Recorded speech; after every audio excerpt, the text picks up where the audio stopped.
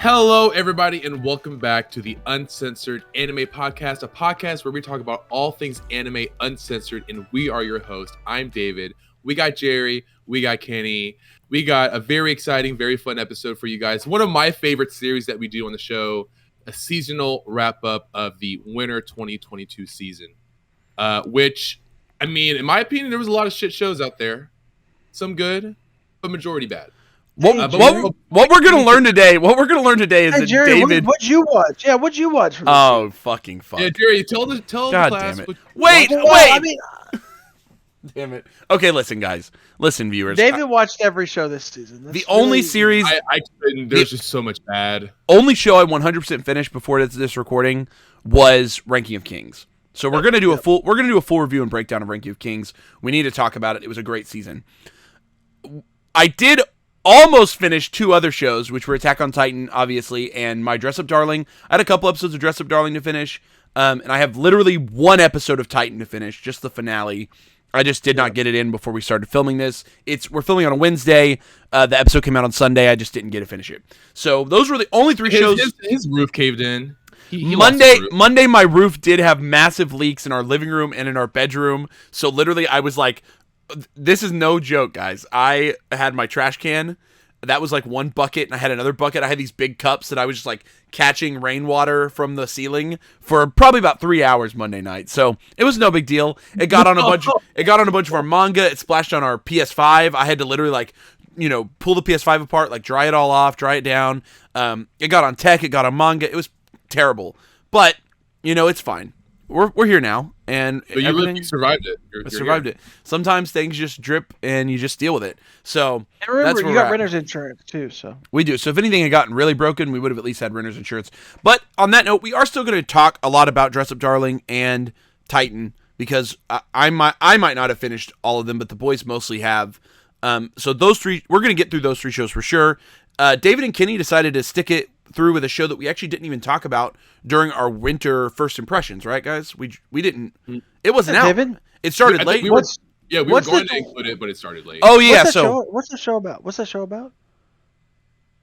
Why are you acting like that? Who are you asking? Are you asking me or? David, what's I haven't seen it. I told you I didn't watch it. Oh, Salaryman's Club. It's about badminton for salespeople. That's all it is. Damn. It's IQ, but for I mean, is he wrong? salespeople. Got it. So David and Kenny are going to talk a little about Salaryman's Club, maybe mostly Kenny, but it started late in the season. It's not over yet. Also, I think Kenny two episodes. It's got two more, I think. So it started late, so obviously it's ending a little late. The character designs were actually very interestingly done by the same person who did the designs for Durarara and How to Pick Up Girls in a Dungeon. I didn't realize that until after we talked about it earlier this season. But the boys are going to talk about Salaryman's Club. We're going to wrap up today's episode with David, who for some reason ingested he ingested like a large amount of trash this season. He just started like watching multiple episodes of shows that he really shouldn't have wasted his time on. Shows that we pretty much like completely nixed. I mean, David's favorite show of the season, Land of Leadale. We're gonna let him rant about that one, but so today Actually, in between each segment, we should have David review another show. Okay, yeah. Wait, no, I like that, Kenny. Let's do it. So today, I was gonna let him fill up the back. So in between each show that we talk, or just segment. So we're actually gonna start today off with a little bit of news before we get into the episode. But after news, I got a show. After news, David will give us a show and a quick wrap up, and then we'll jump into we'll do Ranking of Kings, and then a David show, and then Dress Up Darling, and then a David show, and then Attack on Titan, and then a David show, and then Salaryman's Club, and then a David show, and then if there's anything left, David's just gonna have to run out. They'll have to do it. Yeah, run out the clock. I only have four. Okay, so this should work perfect.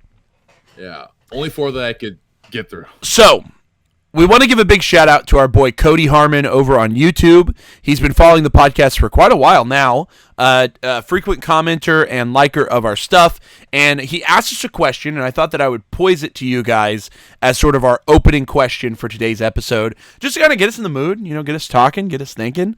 So Cody's question was, when reading manga, do you listen to music? Simple, straightforward. David, Kenny, what do you guys think? So it depends. Majority of the time, I do not. If I am reading manga and there's something else playing, like last night, for example, I had American Idol on while I was reading some manga. So but it doesn't really. I don't put it on. It doesn't like amplify the reading experience. It was just like in the moment I was like, I want to catch up on American Idol, and I also want to read this manga. So, but a majority of the time, I don't. I just will sit in silence and just read, so I can be fully. Kenny, what do you think? Do you think that David was doing either of those? Do you think he was reading manga or catching up? He's sleeping. He's gonna be like, no, he was asleep. He was asleep. I'm not sure he did either of those. That's the problem. I think he probably had a manga open. He probably had a manga open, and American Idol was probably on. But I wonder if it looked like this. If he had like Idol, or he had the book open, right? He had Idol on the TV, and I wonder if he was looking like this. No, I had Berserk open. I was reading Berserk Deluxe Edition Volume 10. I had The Invincible Shovel also open because for some reason I was reading it at the same time. I had American Idol on. Yeah, Kitty, you don't ever read two manga at the same time. I had a lot of things going on. So Kitty, you don't ever have two manga. I think that answers your question, Cody. I think I got it. Sounds like David's he's a real focused manga reader. You know, I really kind of thought I was a maniac. Like, I can have anything on. Like, I'll be in Discord with, just hanging out, or I'll have a YouTube video or something. But I honestly tune everything out. So there's no point. Like, I can't. I will tune everything out, but the manga I'm reading. Like, I'll literally be sitting there listening to a story. Somebody's telling me, and then I'm like, I don't know what happened. I've been reading, Rikudo or whatever, and it's like, I just tune everything out while I'm reading. So, or reading the most recent chapters of Tokyo Revengers, which is one of the hottest manga right now. Hey, this is our Tokyo Revenge. I'm finally gonna do my Tokyo Revenge. Let's go. I need to catch up, honestly. I stopped after Tokyo Revenger spoilers. So if you haven't read up through like chapter 230 or something, there's a big thing that happens. If you know about it, blah blah blah. Cut it off now. Listen to me. Cut it off now. If you're listening, you're just gonna go there. You're just gonna do it. I'm gonna just say it because I want to say where I'm at. But here's the deal, listeners. If you watch only season one. I need you to go down to the little chapters on YouTube and skip ahead. If you're listening on Spotify, I'm just sorry. Just skip ahead, I guess. Do something. I'm just gonna say it once, and then for like 20 seconds. Yeah, I'm at the part where Draken died. So I need to be very clear about this. I have been talking about a double time leap since the other girl died. Since Mikey's sister died. Oh, yeah. I kind of think that Wait, that also hasn't happened in this show. Are you telling me... Okay, wait. I am not caught up, but you're telling me the double time leap hasn't happened yet? I felt like that's a guarantee. That's a guarantee at this point, guys. That's a guarantee. It's at the end of this battle. At the end of this battle. Okay. Right now, it's a giant, climactic fight that's happening. Oh, cool. Okay. Between... I forgot main character's name. Takemichi? Takemichi, yeah. Takemichi versus Mikey. Oh. Mikey and Takemichi's getting his ass beat, but he's like... Yeah, but I'm telling you, once this part is over... Mikey. I'm about to say, Takemichi's going to grab Mikey's hand again, and he's going to go farther back into the past, or some bullshit like that. We're dinosaurs? They're going to go back to dinosaurs? Yeah, no, he's going to go back to the from before. Yeah. No, Takemichi's going to be a 2-year-old, and he's going to have to go deal with...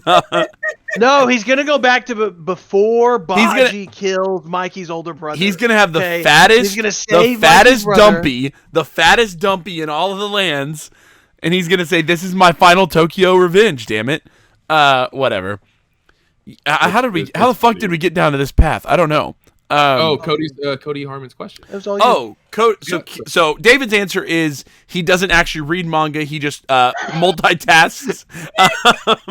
He multitasks the manga out of his life. He multitasks it out of his life. Yeah, Kenny's answer is just that he likes to read in silence, essentially, because he tunes everything out anyway. I genuinely just will not. I just won't hear it. I will not hear it. I responded on Cody's question on the comments, but I'll say it again. I'm actually more of the type that I like to have something playing in the background, but just like a small. I don't like things with words. Like if I'm listening to music, it can't be something where someone's like singing. That's why I can't really do TV in the background while I'm reading either, because the words will distract me too much. So I usually just play like instrumental music, so either lo-fi or like classical music or something like that. I play it super low because if it's too loud, it also distracts me. So it's got to be like super low and in the background. But I actually do prefer it.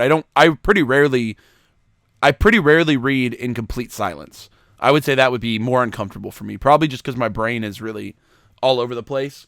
And I would probably end up like checking my phone every other page if I were to do that. So a little bit of music, and then I can read and get focused on something. But that's me, Cody. So there you go. There's your little insight about the boys, the UAP boys. Let's talk about some news, boys. The WAP boys. Are we the WAP boys? Wait. UAP! UAP! WAP! WAP! UAP! No, we're the WAP boys. What up? WAP it up. WAP, WAP, WAP, WAP, We do the U. We do the U. WAP, WAP. Ooh, WAP.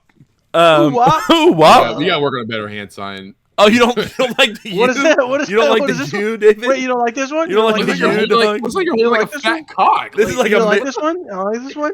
No. Come on, David. mozzarella, pizza, mozzarella. Okay. News time, boys. There's two major news stories that we need to cover briefly. The first one I want to talk about is JoJo's. So let's jump into JoJo. So here's the deal. Listeners at home. We reviewed JoJo's Part 6, Part 1. That's the worst thing to call it, but that's literally what it is.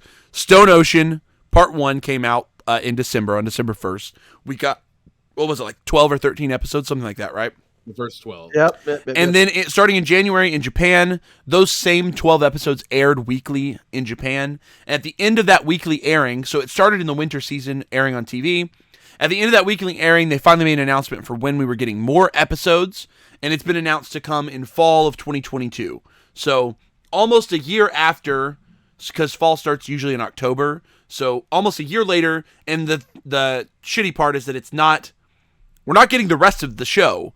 We're getting just another batch of 12 to 13 episodes. Most likely there'll be a third part because it's about the same length and about the same pacing as the last couple parts, which clocked in at about 39 episodes each. So my guess is there will be a third chunk of episodes that will most likely release 2 to 3 seasons after this chunk.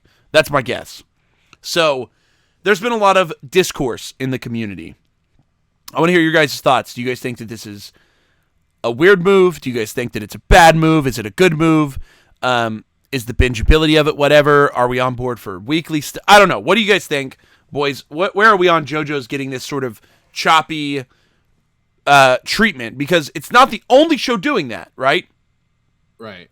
Well, I don't get it because Netflix literally did for Shaman King and Eden Zero. They released the first 12, 13 episodes. Yep. And then a quarter later, they released the next part. And then so on. So I don't understand what makes JoJo's Part 6 so different. Well, especially since of the three, I think people want JoJo Part 6 the most. Well, let's provide a little clarity, David, because I do know a little bit of what would make this different. So David's like, what makes it different? Don't worry. Daddy Jerry will teach you. Okay, no. So here's the deal with Shaman King and Eden Zero, right? And Komi Can't Communicate and Blue Period.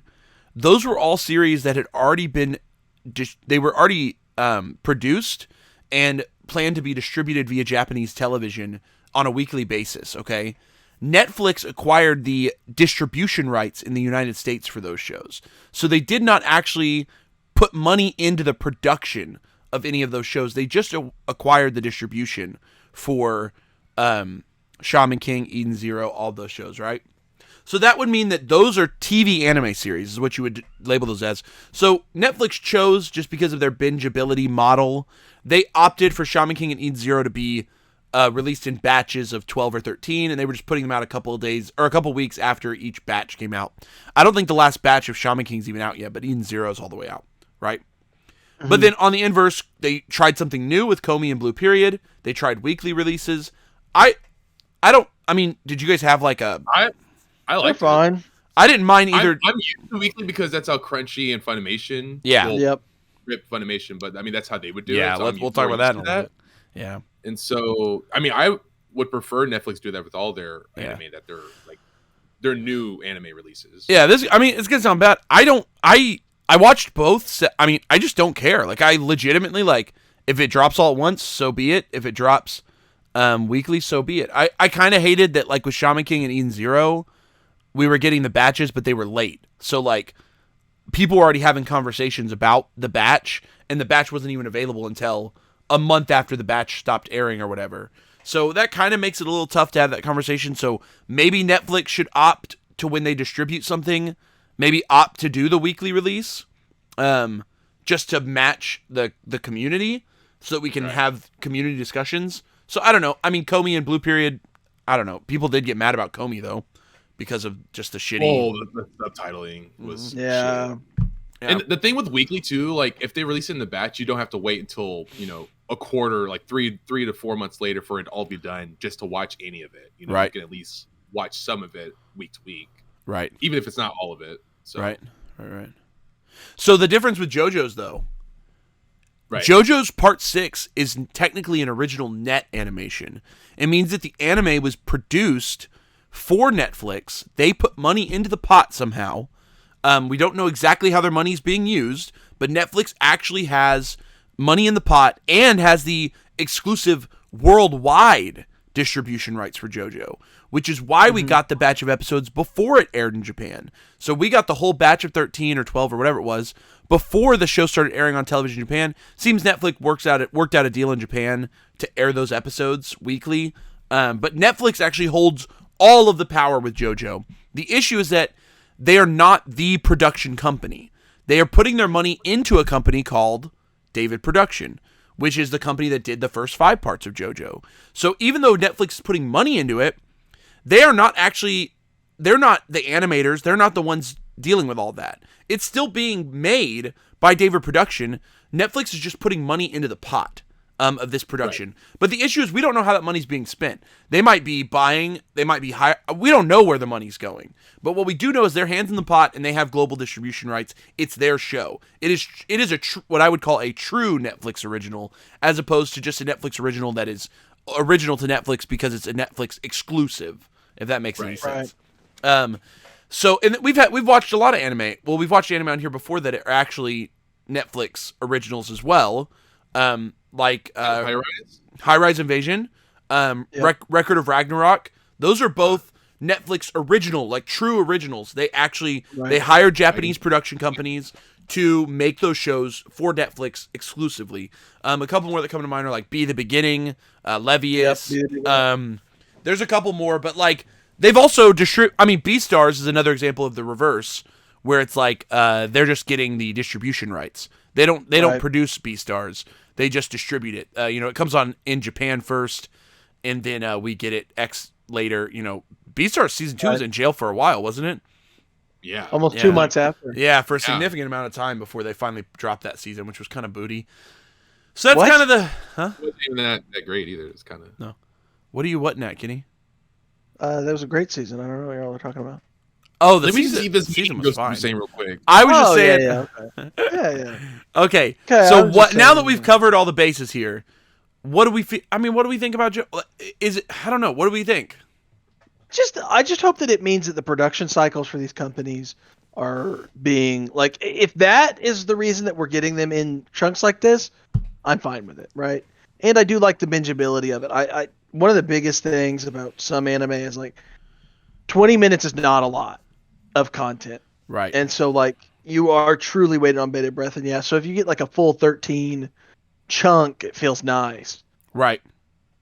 And if it eases the production, but if it's like shittier on them and like they have to sort of chunk them out and like, it's like, we need to deliver these very quickly, then, just do weekly.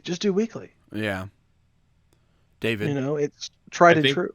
No, I agree with Kenny. And I think if it's a matter of, because there's a lot that we don't know. So if it's a matter of, it's all already animated, it's already dubbed, everything is done. It's just a matter of Netflix deciding, this would be the best time to release it. Then that doesn't make sense. If it's a matter of, giving them the like David Productions time to do all the work that's associated with creating the next few episodes, then yeah, absolutely. Like, I feel like that's justified. Like, take your time. And also, there's like so much anime. Just like this season and last season alone, there was so much anime. So having one series that comes out in fall versus coming out in spring that I'm missing, I'm fine with that. Okay. Question then on that front. Okay. So what if, hear me out. What if David Production had come out in 2021 and said, listen, We've started production on JoJo's Part 6. We're going to complete the entire series and release it all at once, but it's not coming out until 2023. Do you think that would have been better than breaking it into 3 parts and releasing it between 2021 and 2023? Or do you think a lot of people are upset right now just because it's being broken down? Or do you think, because previously, and I mean, just based previously, right? The only other part to ever have a break in the middle of a JoJo's part adaptation yet has been part 3. And there was, I think it was a couple months between the initial part and the second part of part 3. They broke it up and then they had a break. It was like a 2-core break. And then they came back for the finale of it, which is kind of what's happening here. It's just there's going to most likely be 2 breaks that happen, but it's pretty similar in Deliverance. So David Production is not, this is something they've done before. And there was really not negative discourse when it happened the first time. But now all of a sudden it almost feels like people are holding some sort of resentment towards Netflix. It doesn't feel like anyone's mad at David Production. No, I feel like it's definitely a Netflix thing here. I don't think it's David Production. But like, and I mean, you remember how long it was between Golden Wind and and Diamond? They most likely it makes me wonder if I feel like the delay right now is not Netflix's fault. I feel like this delay is David Production saying, "Hey, we need more time." And Netflix is just being kind and saying, yeah, that works for us. Okay, cool. Right. Yeah. And I feel like for some reason, the one catching all the heat is Netflix. Everyone's like, fuck you, Netflix. You're breaking up my JoJo's. But to me, I don't think this is a Netflix problem. I think this is David Production expressing to Netflix, hey, we want to, because to my understanding, David Production is not like Mappa. They seem to give their employees appropriate time off. They seem to take care of their employees better. So it seems like David Production has a much better work cycle, and I think easily this could be them saying we want to deliver the best product, we want to have the amount of time to do it. But obviously that's us. We're making, they're not very public. They're not very public about what they're doing. But it could also just be because Netflix wants each batch to release as a worldwide release. That means there's a little bit more production time because it means every dub has to be prepared. It means that all of the timing, the subtitling, all has to be done for the whole batch prior to. So David Production is definitely, that an anime episode can take 1 to 3 months to produce. A single episode of anime with a full team can take 1 to 3 months. So it does not surprise me with a show that's high quality as JoJo's that they need a year to produce 13 episodes if they want to release them all at once. And yes, we could force them to this situation where it's like, David Production, come on. But I've heard the weekly grind is miserable on employees. And unless they're way ahead of this, I've heard it's miserable. So I wonder if David Production is just being proactive. They're getting ahead of all of it and just saying, hey, Netflix, we want to make sure we produce the best product. We want to make sure, but we don't know. We don't know what that negotiation looks like. Netflix definitely has their hand in the pot, which means they might even be pressuring David Production to get things done faster. We don't know. It's very confusing. David Productions is also, I just realized, they're simultaneously working on Urusei Yatsura and Spriggan, which are both 2022 releases. So it's and I don't know how big of a studio David Productions is. Like, I don't know how much they have staffed. So, I mean, that could just bring even more context as to why, the next part is being delayed. And we've even delayed, released later than people were expecting. And we've seen that happen with tons of studio. I mean, Wit Studio having to drop Titan. The studio that was doing Seven Deadly Sins having to drop it. The studio that was doing One Punch Man having to drop it. These are all examples of just studios overwhelming themselves, getting too caught up into different shows, not having enough staffing on hand, and just having to drop or move on from series. So the fact that David Production is like, hey, we're going to do this, we're sticking with it. I just feel like Netflix is not... I think Netflix is just getting a little more heat than they deserve from the community. Right. They're like, this is Netflix's fault. Yeah. And I get it. Netflix has made some shitty anime decisions before, guys. Don't let them. They've made some shitty decisions. Isn't that? Yeah, they don't have the best. They don't have the best track record with anime. What were you gonna say, David? I was just gonna say that I don't know what the anime community as a whole generally feels about Netflix and anime, but because Netflix is the only streaming service that releases seasons in batches, right? All the other ones that we've been used to, it's weekly. So something new comes along and changes that, and I can see people not liking change. Yeah. So I can see why the default is to blame Netflix. Blame Netflix for this happened. I mean, but Netflix is doing that because it's the model that's worked for them. You know, it's Netflix.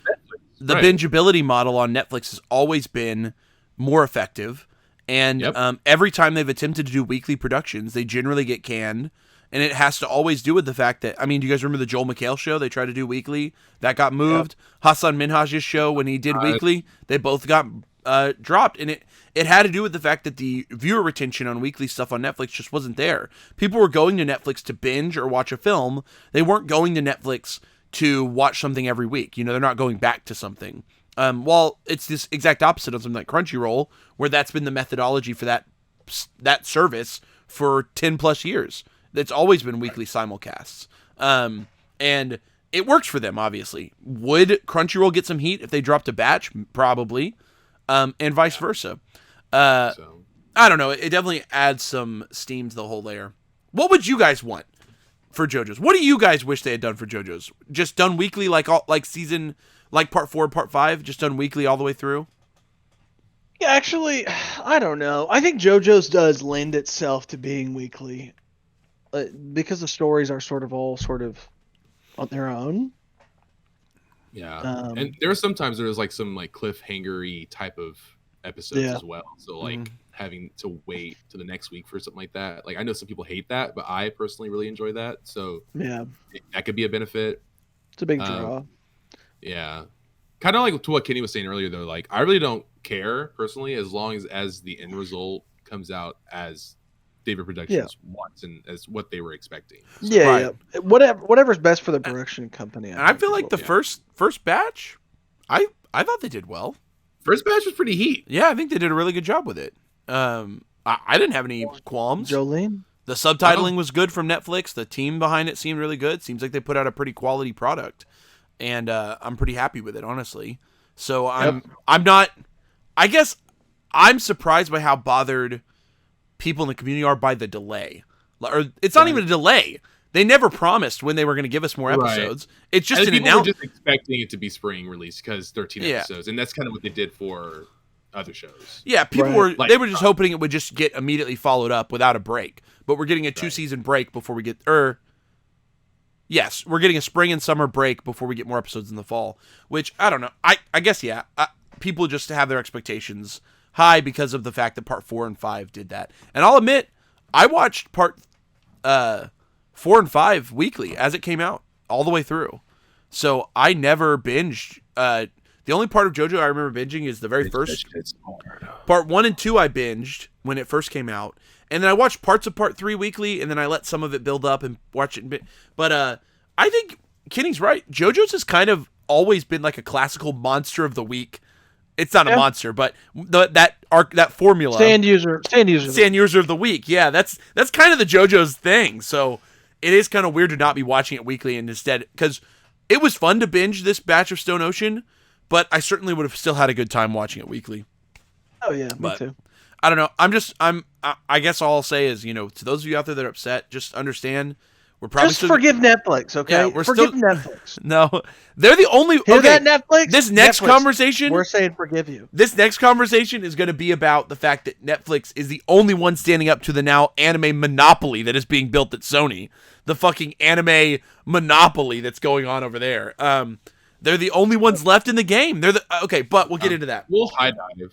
R.I.P. Funimation. Because obviously the second big thing other than JoJo's is Attack on Titan. People are very upset because MAPPA announced the final season in 2021. They released 16 episodes, took a year break. Part 2 comes out and was like, hey, this is going to be it. Released fucking 12 episodes. They're like, surprise, another year break. Why was it ever called the final season? I don't know what's wrong with marketing. Like people who are anime only, I feel so bad for because it's like you watch this thinking, oh, part 2, this could be the end. Yep. And then here's what I want to know. I want to know if they always knew there was going to be a part 3, or if part 3 became a reality later on. Like, great question. Honestly, I want to know. Well, I think legit COVID affected that. I think I'm sure COVID isn't because I do. Production on part 1 of the final season must have started. It started airing in December of 2020. So production on that must have started right as COVID initially hit. It must have. So COVID definitely impacted it. 2, Mappa has blown up. They have got so many projects now. They're constantly taking on projects. They're getting slammed with all this stuff about how they're running their employees rampant. Considered one of the best studios, blah, blah, blah. So now they've got all these fucking projects. I'm sure that had something to do with it as well, talent issues.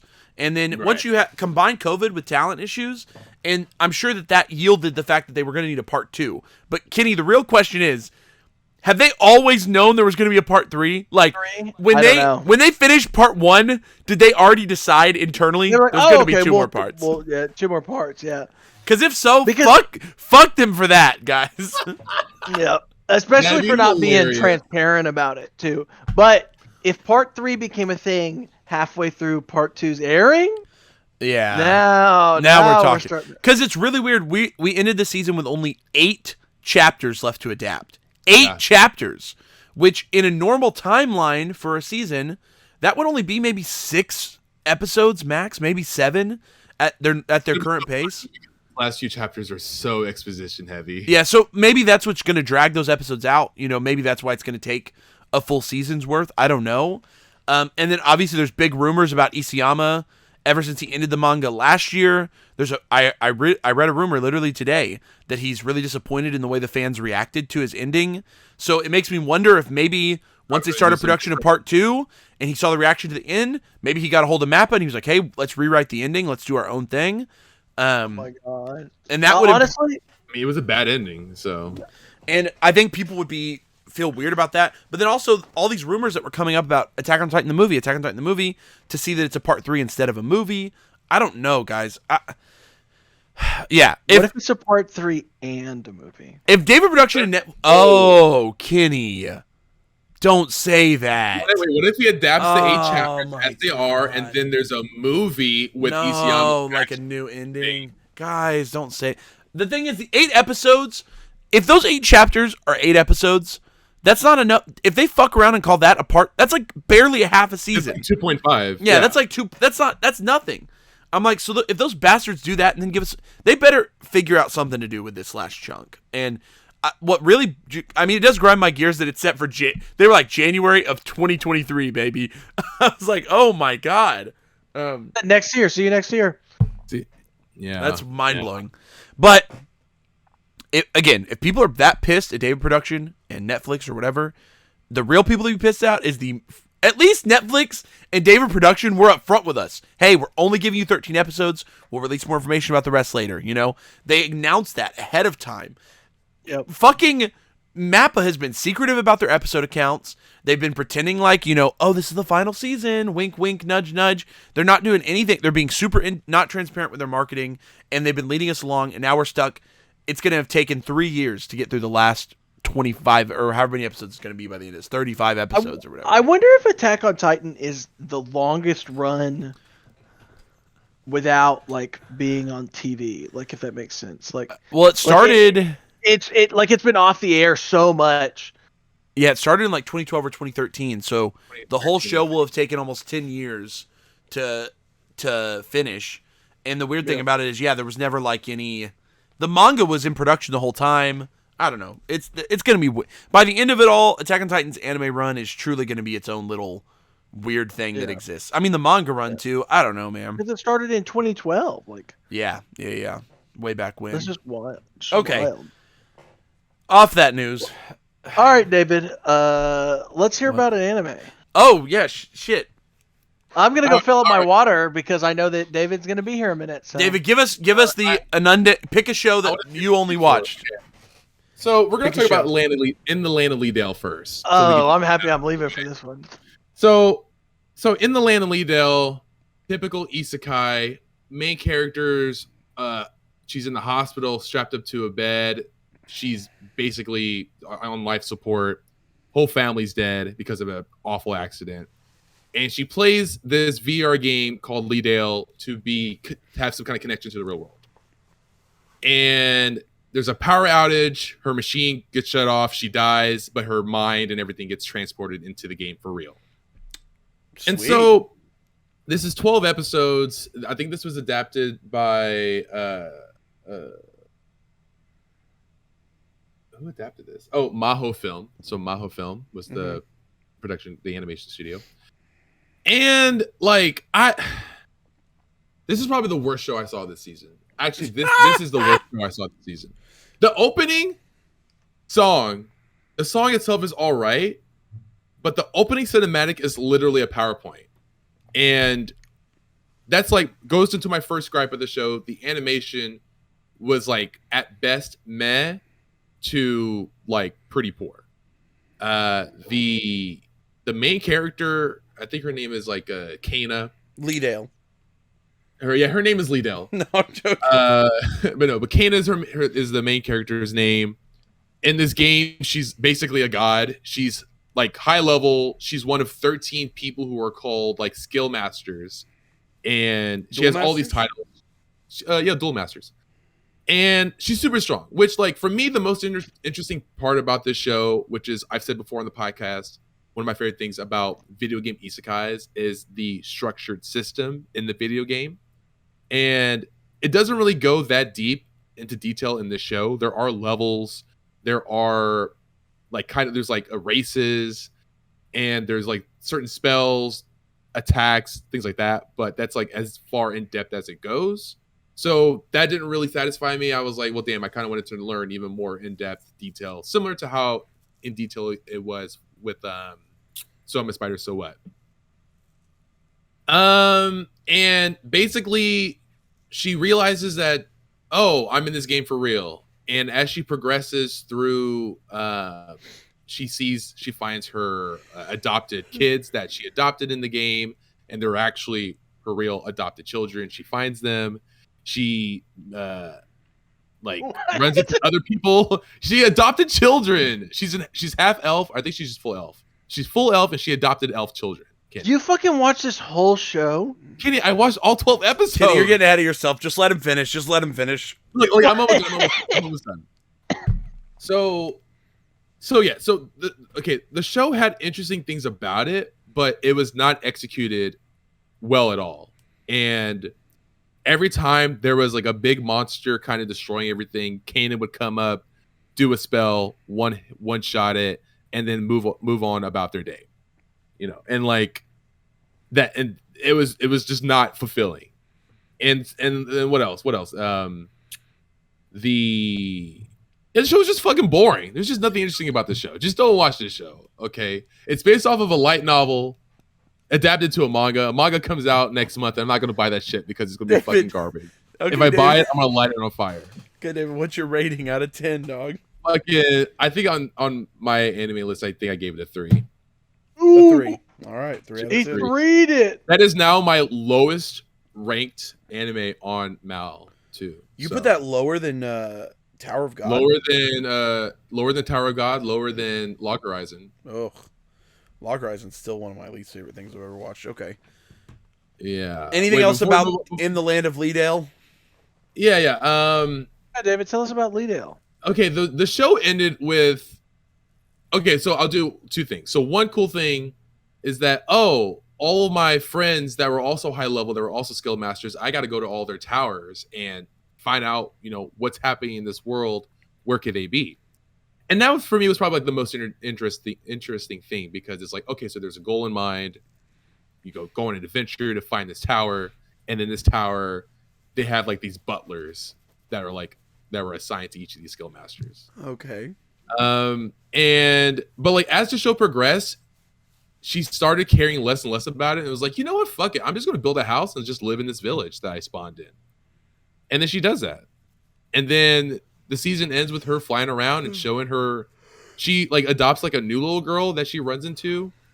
And so she's flying around and showing these little girls the world on her dragon or whatever. What, on her dragon? Yeah, she can summon things. So her class allows her to summon, Got you. She's an Elden Lord. Mm-hmm. She's an Elden Lord. And there were times when the show was trying to be funny, and I was like, this shit's cringe. Yeah, 3 out of 10. What's next year? So last week we are holding a funeral today. Oh my God!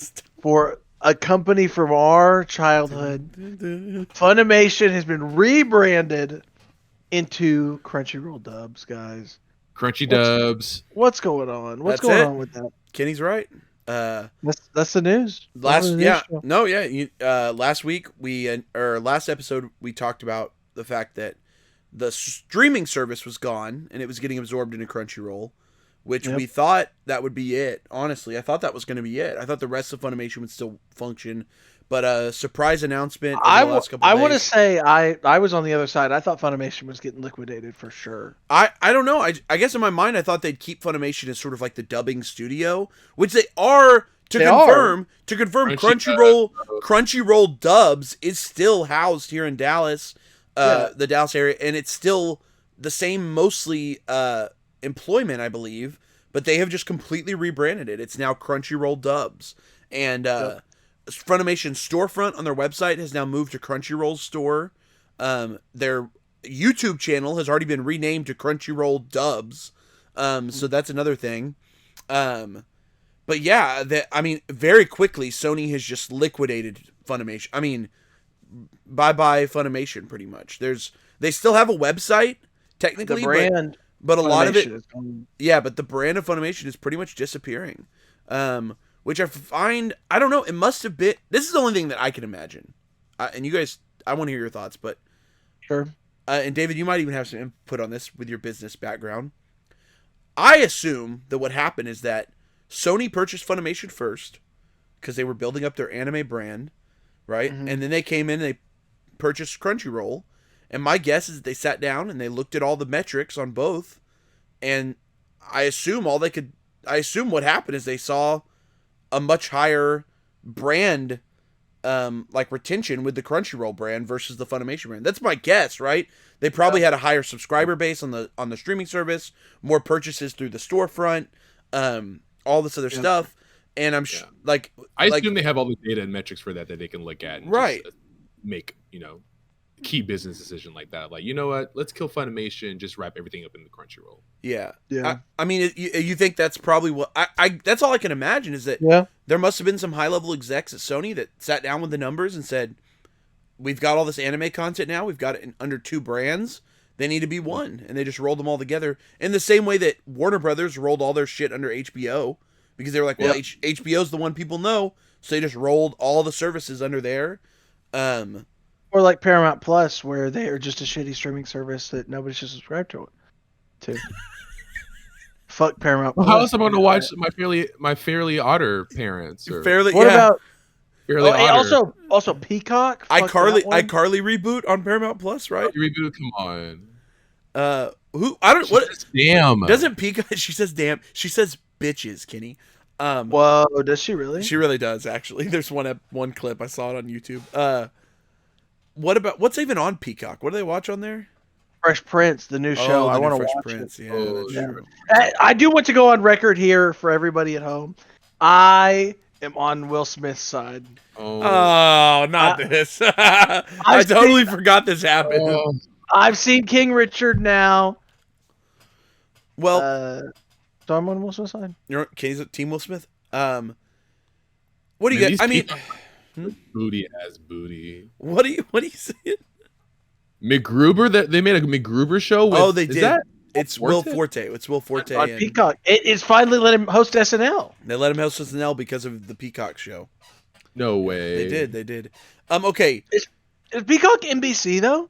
It is. Yeah, Peacock is NBC's personal streaming service. They felt like that's where the office is. Yeah, they felt like as a network they needed their own streaming service. So I feel the opposite about that. But. I think Peacock.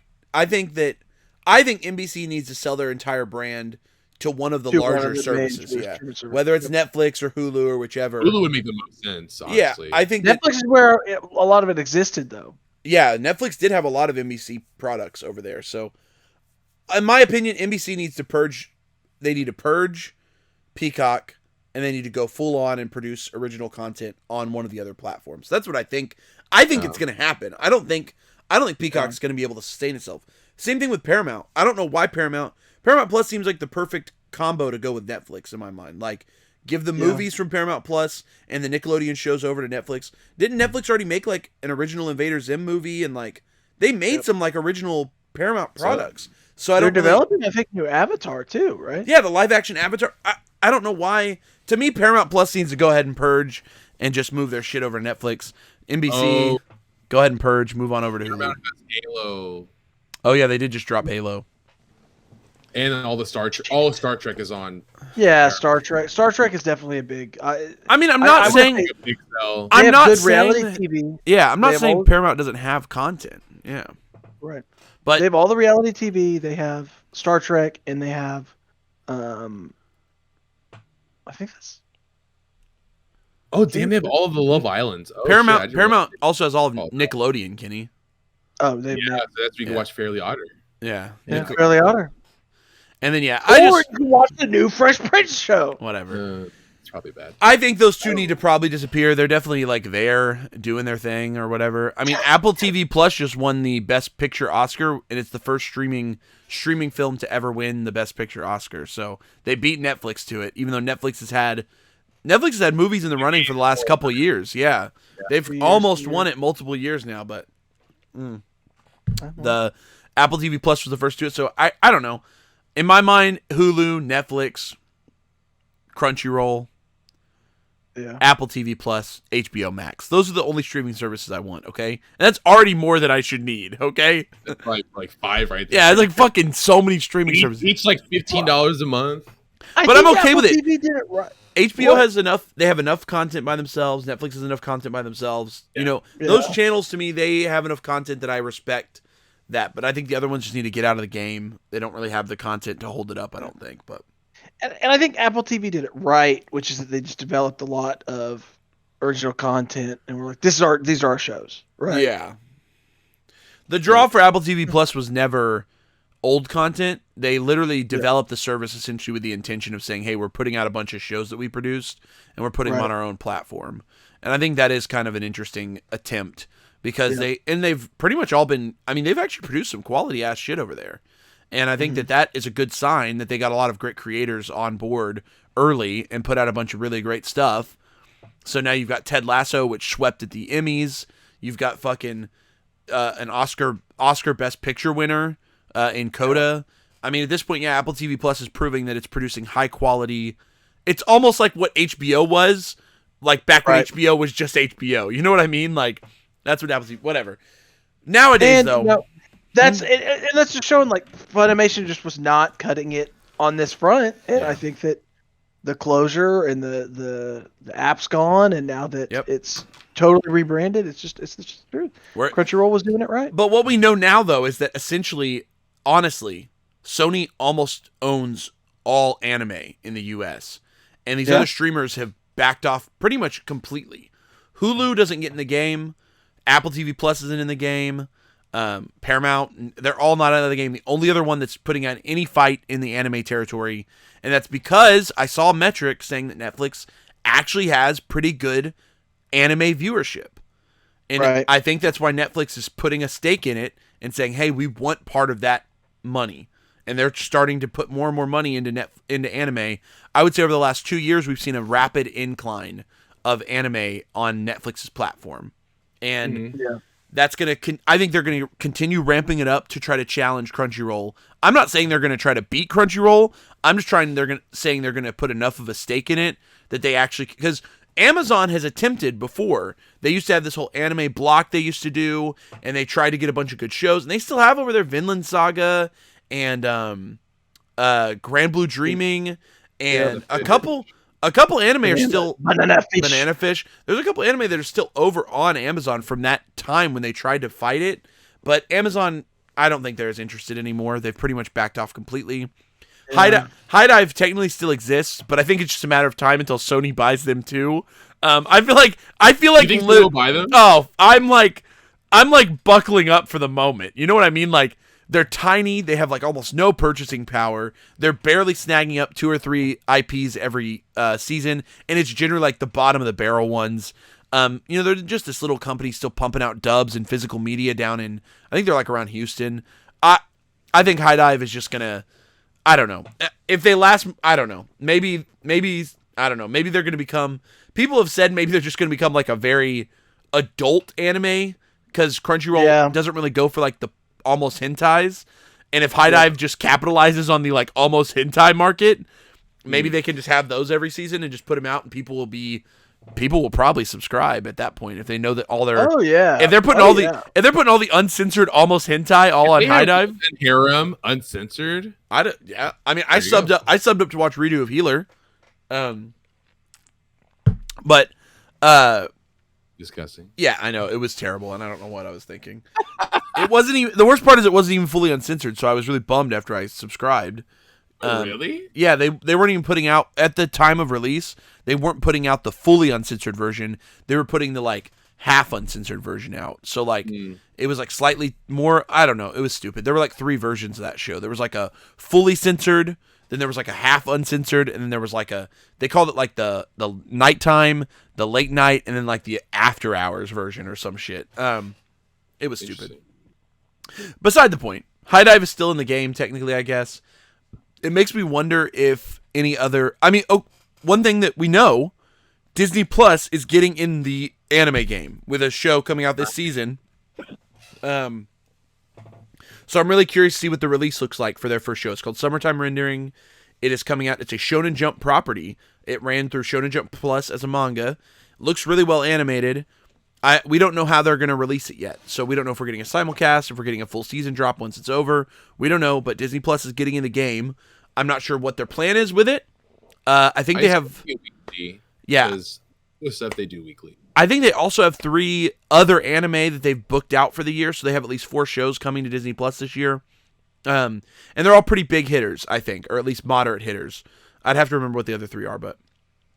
I don't know. The streaming wars continue on the anime front.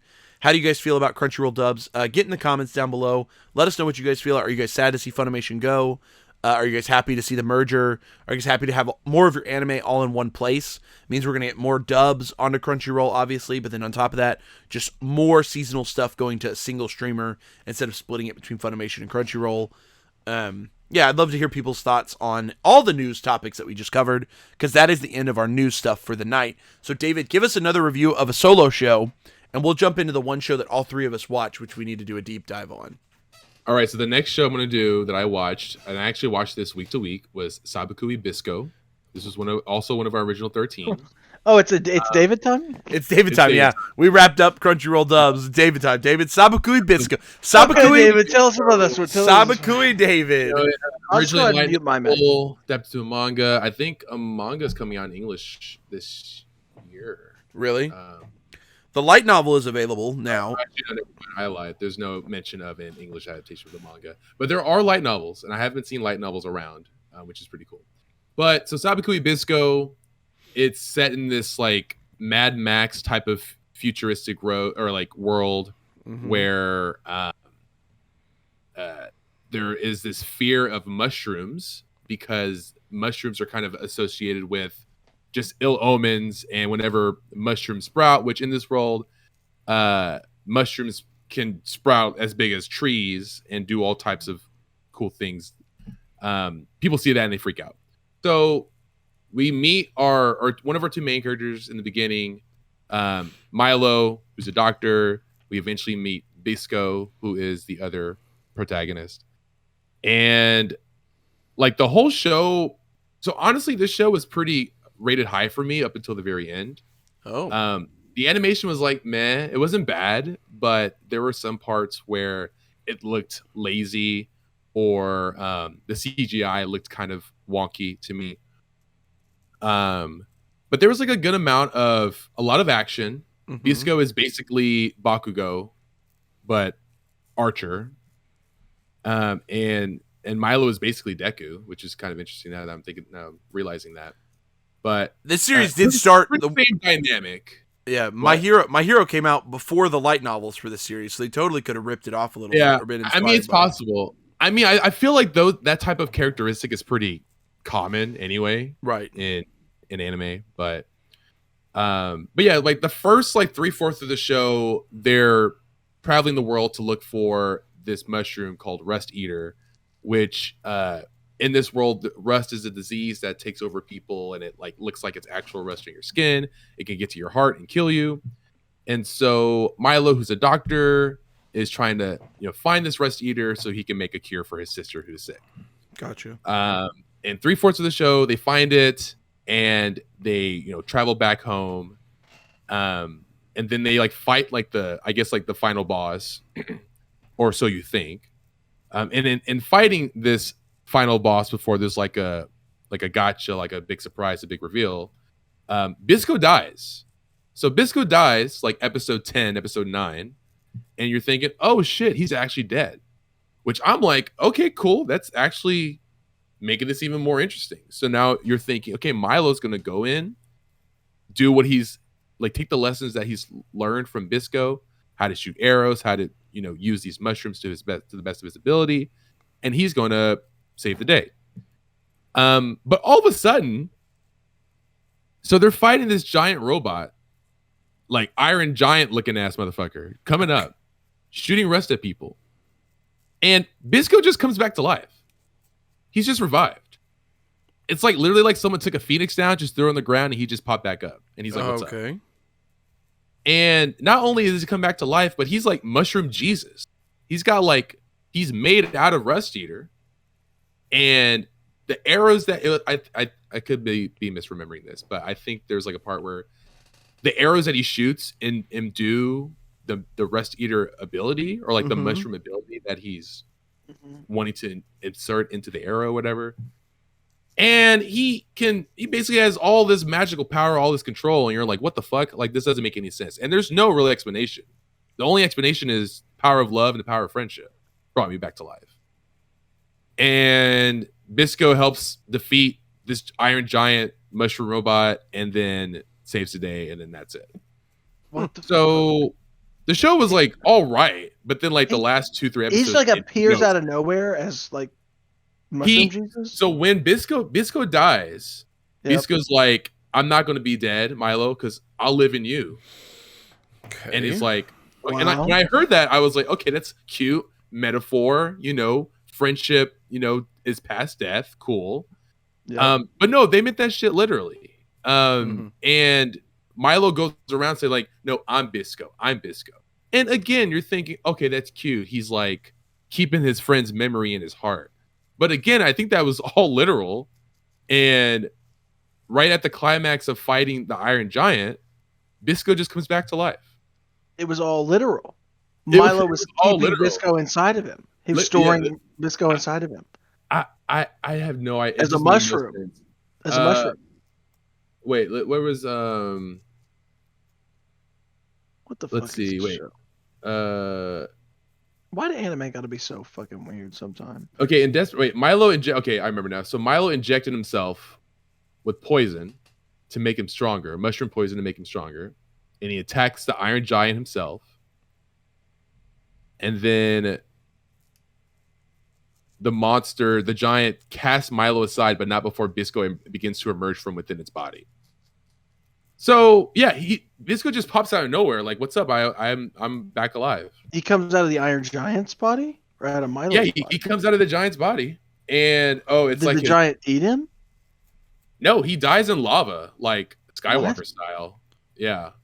But then he comes out of this giant's mouth. But then he comes out of this giant's body. Like, what's up? I'm back, guys. What the? So the show was pretty solid until they just went like full bonkers at the end. The show was all right.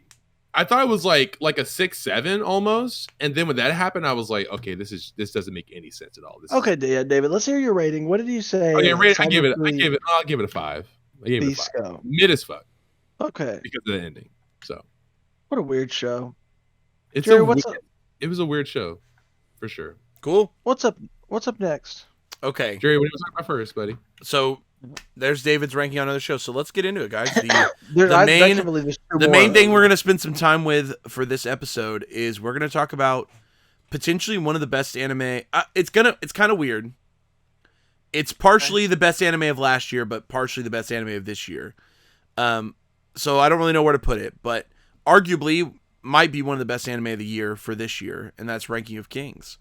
All three of us took the time. I waited, so I actually didn't even start watching the show past episode 1 until this year, so until 2022, and then I caught up probably 4 or 5 episodes from the end, and then I watched the last 4 or 5 episodes weekly.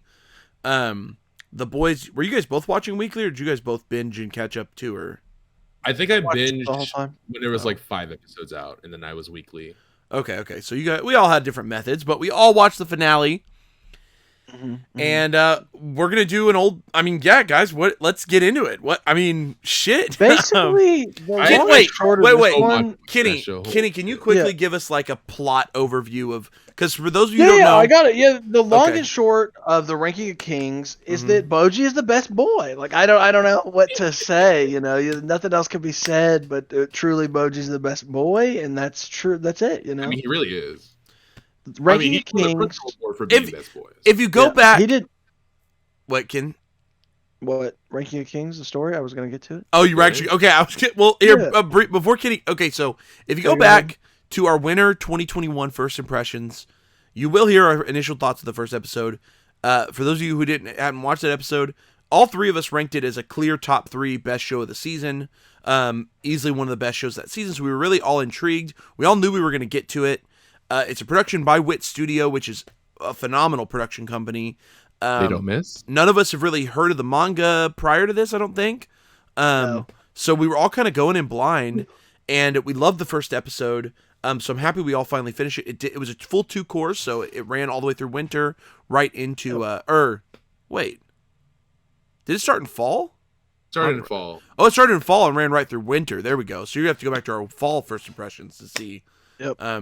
What we liked about it or why we liked it. But Kenny, go ahead and tell the people now. So if you don't know much about Ranking of Kings, Kenny's going to give you a brief overview of what the show was, and then we'll kind of get into the meat and potatoes of the animation, the voice work, the dialogue work, the story, some of that stuff of what we liked and disliked about it. So Ranking of Kings is in a fantasy world, and the whole concept that we're introduced to is there's a ranking system of kings from different countries. And the king that we are connected to through our main character is Bose, and he is ranked number 3 in the Ranking of Kings. And so that's like this weird like pie in the sky at the beginning of the show. But Boji, his son, is deaf, and he's tiny. He's very small, and he's not very strong. Mm-hmm. And so because of that, he's sort of ridiculed throughout the country. He eventually finds another companion in somebody who's from the Shadow Clan, which are these people that are sort of like shadows on the wall, and they can sort of morph and do different things, but there's a stigma against them because of they were used for different criminal historical context within the countryside, essentially. And so him and this Shadow Clan person, Kage, become really good friends, and they sort of go out on this journey where, Kage saves Boji at many different turns. Boji is almost an infantile for a lot of the show. He can't fight back, can't do anything. But he's really loving, and then he gets strong as shit and beats everybody. So that's pretty much it. Like, Boji's badass. That's the whole show. When he learned how to wield that sword. Ooh. To put a great comparison that I've kind of seen drawn is that it's a little bit more of a more shonen focused take on something like the series Game of Thrones. There's multiple kingdoms that are kind of entangled in this. It's this battle for power, supremacy, land, whatever it might be. All the kingdoms kind of are represented by different kings, different people who are fighting for them. But then beneath all that, there's mystery, there's lies, there's a lot of people that are mistrusting each other, shouldn't trust each other. And we're kind of slowly unraveling all that through the eyes of someone who's very naive, through the eyes of a character like Boji, who's sort of this naive on-watcher that's slowly going through the motions of realizing his true potential, which is that he has enormous power. It's just been essentially locked away, which we start to learn why and how that is as well. Because we see even as early as the first episode, we see him kind of tap into the fact that he's got skill. He's not unskilled. It's just that there's lots of stigma around his disability as well as around his size in this world where power and Boss, his father, is massive. There's sort of the stigma around, you have to be big to be strong, whatever it might be. But there's a pretty major conflict between Boji and his little brother Daida, who's also battling for the throne in the wake of what happens in the kingdom. And then you've also got the queen, which is Boss's second wife, we learn at some point. not his first wife and not Boji's birth mother, as well as sort of a court of 4 individuals who serve the kingdom, as well as the kingdom of the underworld, which is a primary part to play as well. So Boss's kingdom, Bo's, whatever his name is, his kingdom, and then the underworld kingdom are kind of the 2 major players in this in the first arc of the story. Right. You don't really have, there's some mention of other kingdoms, specifically the primary antagonist comes from a different kingdom, a kingdom of wizards. And then there's a kingdom of kings that is like a really holy kingdom that has a lot of power. Most likely that's where the person who does the rankings is from. Whatever. It's a really fun take on a much more animated and fun take on this sort of like Battle of the Kingdoms, sword and sorcery sort of concept. But that's the rough and bones of it. Should we knock out the stuff that we loved about it? Both openings from both core. Fire. Fire. Good. First opening. Fire. Oh fuck. Who? Boji. GNU. I don't know how to pronounce their band name, but GNU, all of their openings. I don't know. GNU. Yeah. All of their songs are bangers. The second opening is one of my favorite songs of anything ever. I love the second opening. It's just great. I love the first one too. What else do we love about the show, guys? I loved Boji pretty much every single episode. Boji never did wrong in my heart or in my book. He pretty much just was perfect. It would be damn near impossible for someone to watch the show and not walk away loving Boji. I loved Boji, I think. Yeah. I can't think of, you would have to be heartless to watch this show and not love Boji. Yeah. And that doesn't mean there aren't there are other great characters. Don't get me wrong, but Boji is just Kage is my episode Kage 2, at the end, bro. Oh god, all throughout the show, whenever he was making Boji light up, oh my god. Oh god. I mean, even Boji. With Studio's magic with the voice acting, with the animation, right, the music, it's just I think this show made me cry at least like 5-6 times. Yeah. Oh yeah. The whole season. It hit me hard. Kage's backstory, oh my god. So the episode where other things that I really loved, the art style and animation was just unmatched. I mean, if you go compare it to the manga was really it's a very different style. And Wit was able to capture sort of the magic of that style and make it fluid and really nice to look at. It reminds me a lot of what Bones was able to do with Mob Psycho. And that they took a heavily stylized art style. That's a lot of style words. They took something that was very unique and they were able to capture that and create a very unique animation for it. And I think that Wit really deserves a lot of credit for, I'm not sure who the director is off the top of my head, but whoever the director, the art director, animation director was, really captured every moment in a lot of clarity and a lot of really just visual spectacle. There was never really a dull moment when you're watching this show. I can't stress enough where you've got something that's very simple. Like last season we were all really happy with like Odd Taxi, another like 10 out of 10 show. That show was never really a visual spectacle. This show was a masterpiece to look at. Wit did a phenomenal job just putting on the colors, the layering, the way that things moved. Everything just looked really gorgeous throughout this show. So I don't know what any other thoughts on animation, because I felt like that would be like a one, like we're all 10 out of 10 in the animation category for this show. I don't know. Oh yeah, the animation was great. Every fight really looked great. It was just awesome. Best fight. The final fights too were like well done in terms of just like being like climactic, right?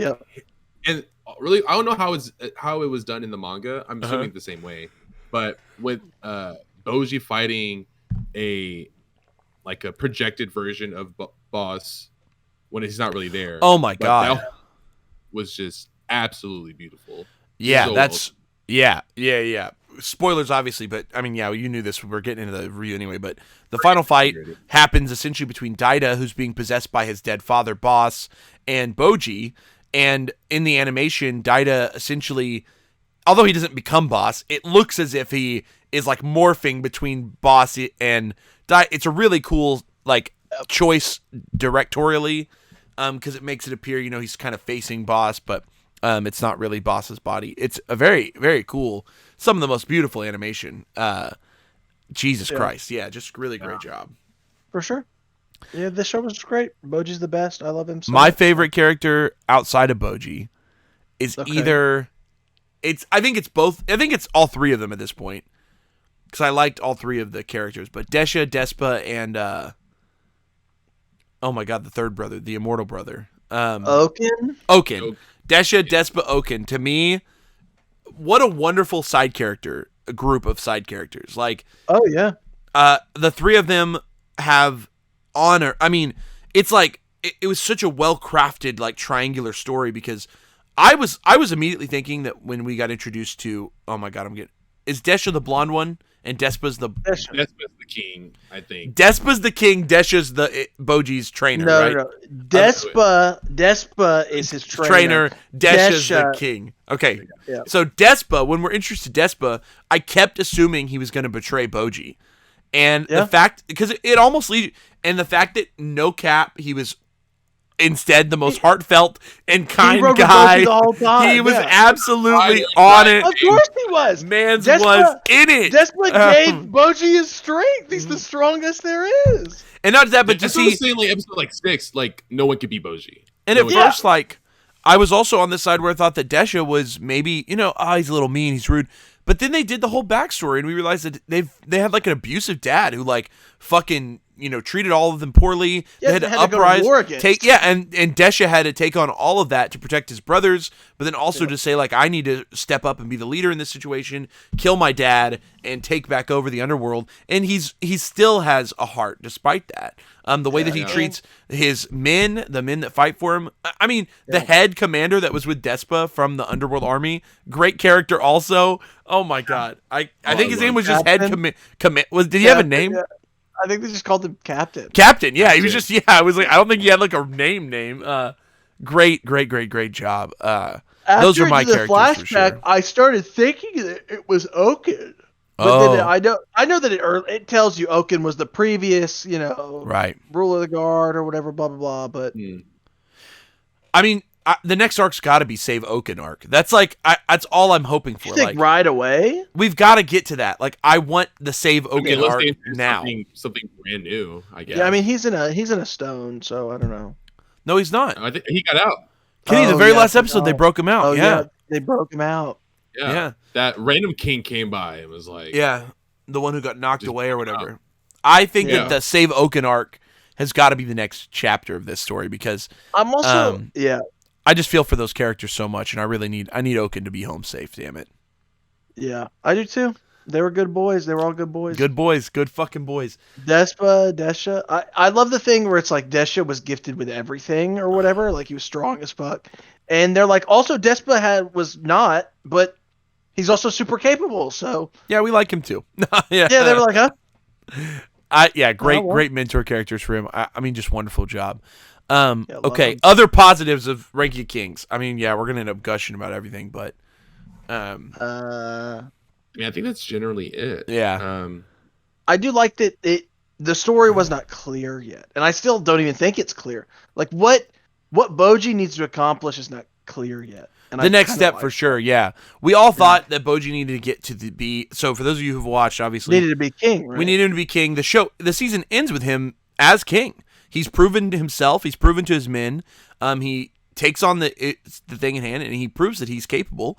Becomes king, and then kind of has a self-discovery moment, which I thought was really interesting. Boji's older than he appears as well, which I don't know his exact age off the top of my head. I think he's like 12 to 15. He's older than he appears, which is something to remember. So mentally, he's actually older than Ida. So. He's very capable. As opposed, he's not like a small child, even though he looks like it. We have to remember that because I think it's hard to. But so he gets to be the king at the end of the season, and then he leaves the post behind to Daida and kind of heads out on another journey, mainly to go get Kage. Obviously, that's kind of the last little bit, but then wherever him and Kage, wherever the wind takes them. I think he left with Domas with him as well. Domas and that other guy, I can't remember. Domas, or was Bepin was with him at the very end. I think Bepin went with him. I think that's who it was. I can't remember though. Last scene, whatever. What? The guy with one eye? No, Bepin's the snake charmer guy. Snake charmer. Yeah. Oh, yeah. But yeah, I'm sure that the whole court will probably travel with him in some regards in the next arc. I don't know. I thought it was actually I kind of felt like if I know there is more of the manga, so there is more, but like it was a pretty great. Right? It was a pretty great conclusion to the first season. I feel like he kind of got to the place he needed to be, got the respect that he deserved, and they wrapped up a lot. Obviously, the main like hanging thread is Oaken. And that's why I'm saying like that's the thing I want to get into next. Yeah, season. and they leave you on the Desha as becoming #1 cliffhanger. I forgot. Go look at the armory. Yeah, and the guy showed up to say that the little ranking fella showed up. Yeah, that's a good call, Ken. But yeah, so I mean, there's some different hanging threads. There's some threads, that Boji will definitely look that we're gonna have to go into. So like, I think they'll introduce more kings. Like they've got to. Yeah, we're gonna have to know more about the. But we've only met 2 kings. Well, 3, I think, technically, because we met that dude in the forest for the episode. Who's definitely a king. He was wearing a crown. Yeah, so IDK. A lot going on. The show was awesome, though. Very well scripted, very well performed. A great direction. I mean, guys, is this a 10 out of 10 show? I think so. I was going to give it a 9 out of 10. It's like really up there. Okay, so I'm struggling to find fault in ranking of kings. So I want to give it a 10 out of 10, but I also feel weird about giving 10 out of 10s. What would y'all's be? What could push this show down? What's the devil's advocate side? Okay, yeah, where are we? What are we looking at here? Like, what could make ranking of kings like? Because to me, the portion where he was fighting Oaken whenever he's 3D modeled was kind of gross looking. Okay. I do think there were times when, but it was just I don't think there was a lot of CGI that was used, but times that it was used, I like would notice it and it would kind of like stand out. Yeah, Boji looked like fucking Donald Duck or something. Like he didn't look like an anime character. Yeah, but that did happen like once or twice. Wit needs to stick to their 2D. Yeah, they get.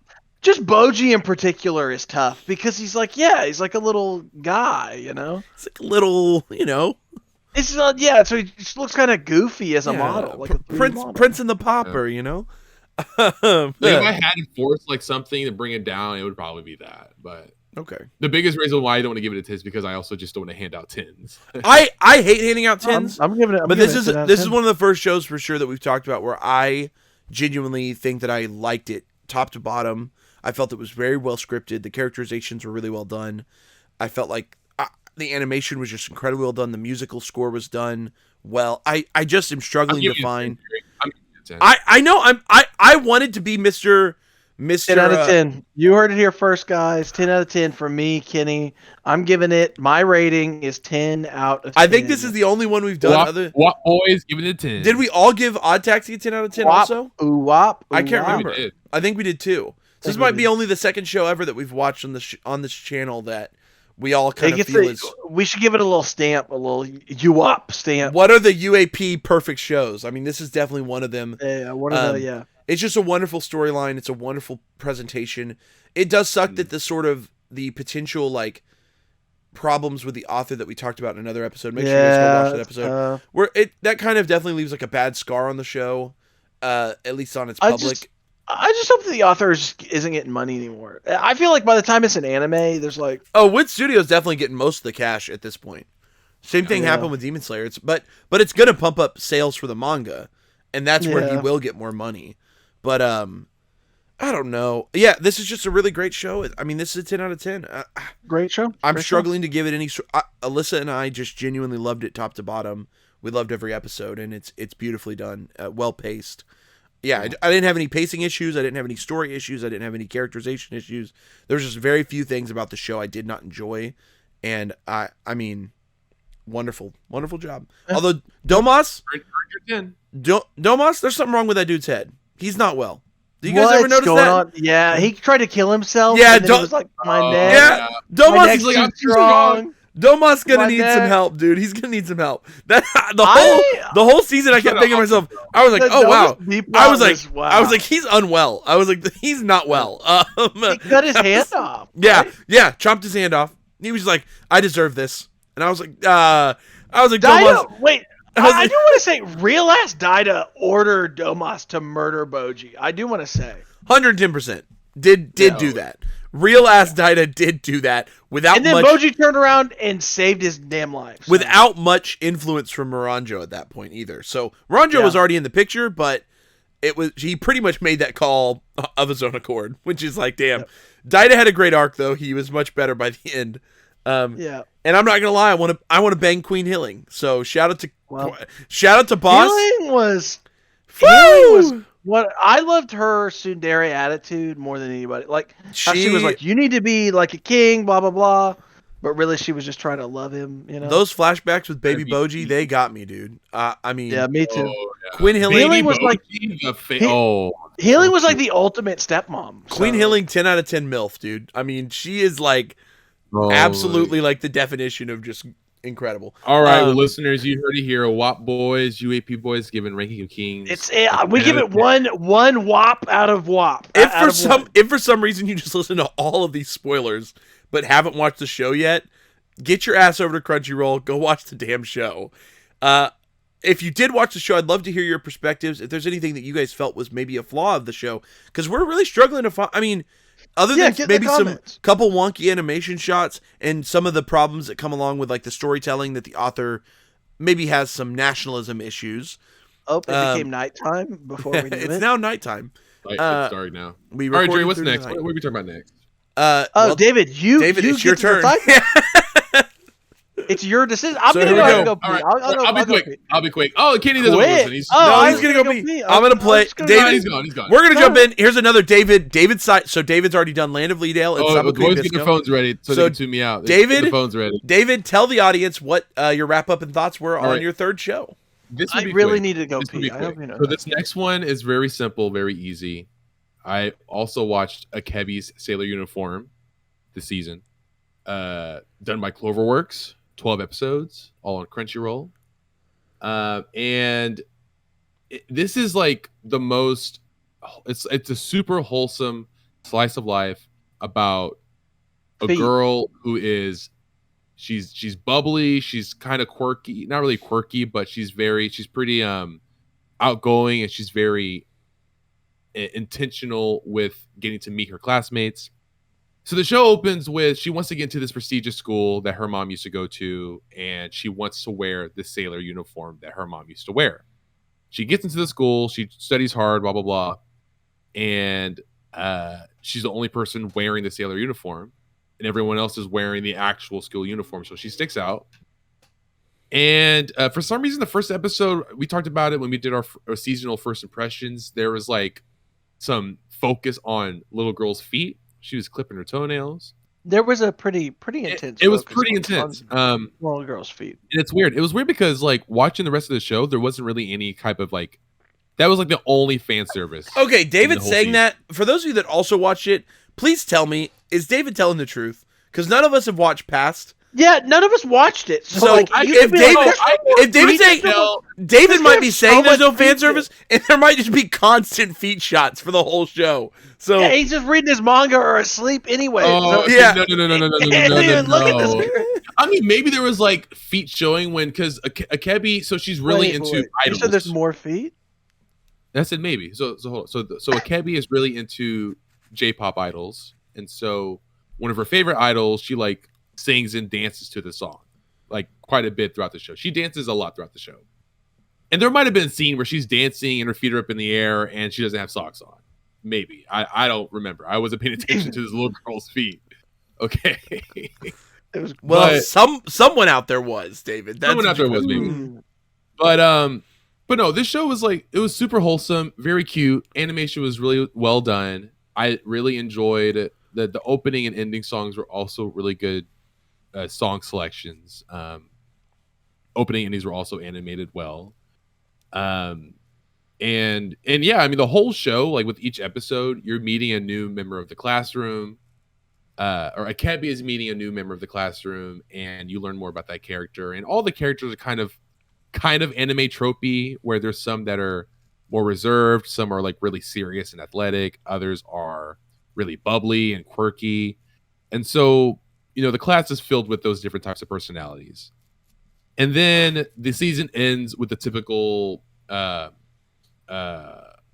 what's it called? Like a school festival and their class competes in each of these different activities, and then their class ends up winning the festival competition. And the last episode is pretty cute because there's like this montage while one of Akebi's friends plays piano and she dances to the performance, and it does like a PowerPoint type of, not really PowerPoint, but like a montage of them competing in the school festival activities. And it's kind of weird. I think it's like been memed to hell, but there's a part where Akebi dives to get a volleyball and she recovers it, but then she like rolls and like hits the like bleacher wall and she just lays there limp. It's kind of funny. Wait. It's kind of funny. You should, if for those of you that are out there, if you don't care about watching this show but you want to see something that made me laugh, just look up Akebi Sailor Uniform episode 12 volleyball save and you might see what I'm referencing. I'm gonna see if Google. I'm seeing if Google will bring it right up for me. I don't know. Okay, so she dies. She passes away. It looks like she just straight up dies. Like she just like has a concussion and then passes out. But she like gets up and then she runs, and then as she's running towards the net, the ball is up and then she spikes it and she wins the game. So are you telling me that this turns into a volleyball anime? The last episode is literally free plus Haikyuu plus Salaryman's Club plus he's just throwing them all. Fucking run. No, what's the one that Kenny watched? Run with the Wind. No, is it called Run with the Wind? Run with the Wind. That's like a new one, right? Or that's an older one. Yeah, it's older. Yeah. It's not super old. I think it's like a year or two ago. Yeah, I remember that one coming out. Okay, yeah. So I mean that's really it. I enjoyed it. I love slice of life anime, so this gave me that fix this season. I want to report back. The internet also agrees with us. There's actually a lot of shots of feet in the show. In the anime or in the manga? Because in the manga, definitely yes. In the anime. In the anime? Kenny, you found more? Yeah. There's like there's like talk about it. People talk about it online. Oh, I guess Cloverworks actually animated the feet panels from the manga then, and I'd never noticed. I guess I'm just not into little girls' feet. Strange. Hey, you know. Strange. I guess. It's not strange. Whatever. But yeah, I also didn't know. Yeah. What else? So That's why there was so much feet, bro. Is that what I guess? Because like this is literally just a story about these little girls. So you're telling me a seinen slice of life about little girls you thought was just wholesome the whole time, but it looked wholesome. I didn't see feet. This might be a straight foot fetish show. That's literally a seinen foot fetish show about little girls' feet. And I want to watch it now just to know, like. Yeah, like I want to get. How much feet did David? How much did he just? I wonder how much he tuned out. Yeah. How many times were there feet in this show that David just does not remember? Because he named one more time. He said for sure one more time. Okay. Every feet shot in the Akebi Sailor uniform is already a video made. Okay, there's episode 1. Okay, this video is only it's only like not even 3 minutes long. Okay. So maybe there's not a lot. She sniffed that shit. I forget. Heard the toenail clippers. David, in episode 1, she is clipping her toenails on someone else's desk. She sniffs the absolute shit out of it, and then Akebi walks in on that, and she pulls her fucking shoes off and pulls her foot to her face. This is a foot fucking show, David. It's a foot fucking show. I mean, it might have been toned down after episode 1, but I'm curious. Now you're making. I'm just going through this montage, and okay, yeah, there's. No, David! There's a lot of feet. Oh my god! I never noticed. He just completely missed it. There was like a feet shot every episode. Oh my god! Yes. There's like a part where she's running and she takes her socks and shoes off. She's like, "I run faster on my bare feet," and like the camera's on her feet as she's running through the mud. Oh my god, David! On her feet, running through the mud. This is some weird shit that you watch, David. Okay. He thought it was just a wholesome slice of life, dude. Wow, these girls! Oh shit! Wait. Okay, oh my god, I remember all of this. There's also a scene where she's walking around and her socks got holes in them, and her big thumbs poke out of the socks, and the camera's on her feet, and she's like, David, holy this shit! This is a weird fucking show, This is a David. foot fetish show. I don't know how you missed all this. We've been telling you for weeks. This is a foot fetish show. That definitely affects the rating then. You didn't even notice. Why? It was Whoa, David. You were so enamored by the deep storyline of Akebi's sailor uniform. You totally missed all the fucking toenails and shit. The feet. Bro, oh my God. David, I'm looking. You missed all the feet. I'm looking at this montage. The first thing on YouTube is every foot shot in Akebi's sailor uniform. Yeah, I'm looking at the same video, but it's only 2.5 to 3 minutes long. But there's so many feet shots. Oh yeah, it's like 30, it's like 40, 50 plus shots. This is like an absurd amount of feet shots for a 12 episode anime. It's an aggressive amount for a little girl's foot show. I don't know. All right, well this show's a 6 out of 10. Let's move on. And don't forget about the lolly who ran in and slapped her big sister on the tush. Yeah, that did happen. Oh my God, her toe sticking out of the sock, David. This is the weirdest show. I never noticed. Bro, this show is. That. Oh, how did you miss this? This is so overt. I never even thought about it. Whatever. What was your rating on Akebi's sailor uniform, David? 6 out of 10. Okay, that's still pretty solid. You still had a good time with it. It was going to be a 7 out of 10. But it got knocked down to 6 because, you know what, fuck it. I'll give it 7. 7 out of 10. David really liked this show, Kenny. I liked it. Awesome. It was cute. Like, just ignore the feet. Oh, my God. Oh, I know, Kenny. I know. It's a lot of feet shots. It's all making so much. Oh, my God. There were so many feet shots. Show. It's literally a show about little girls' feet. No, it's not. Sorry. It's a show. It's a show about young girls hanging out, but the author clearly has a thing for feet. And there's a lot of feet. This is some Dan Schneider level shit right now. This is a lot of feet. This is a code Dan Schneider. A lot of feet. Sound the Schneider alarm. We're in Victorious and iCarly territory. What's his name? Kill Bill. Maybe Dan Schneider. This is some full blown Quentin Tarantino getting that little bit of feeling in Uma Thurman's little toe. This is some full blown shit right here. All right, what's next? Jerry, what time are we at? I feel like this. It's already been an hour and a half. Let's talk about My Dress Up Darling for a little bit, guys. I'm going to give my thoughts. I did not finish the show, so I'm going to at least give my initial thoughts. Okay. And then I'll let you guys take it from there because I didn't get to the end. I'm still a couple episodes from the end, but here's the deal. When I read the manga for My Dress Up Darling, I felt like it was the most generic rom-com I've ever read. I was not at all bought in. I felt like the characters, I could not click with the context of what this was trying to do. Right. I turned around and watched the anime, and what the anime has done is it's taken the manga, it's paced it down a little bit. So, it's almost like a chapter an episode almost, give or take. It picks up a little in the later episodes, but the early episodes, they really tease it out. And what they do is they really go in on the theme of what this show is, which in the manga, you can almost be reading so fast that you don't catch it. But the anime does a really good job of saying, here's two people with very distinct interests that don't have anyone else in their lives to share them with, that have found each other as an opportunity to share with each other. And that's what the real drama and romance of this show is. And the beauty of the show comes out once you take that theme, put it front and center, and slow it down a little bit. And I got to give Cloverworks props. I think that they've made a better... This doesn't happen often. I think that the anime is better than the manga. And I think people will disagree with me on this. I think there are going to be people out there that disagree. They think, oh, the manga is so much faster, blah, blah, blah. I think the product that has been produced with the anime is a stronger product. And I think that is simply because it's a high-quality animation with incredibly good pacing. They were able to tease the dialogue out.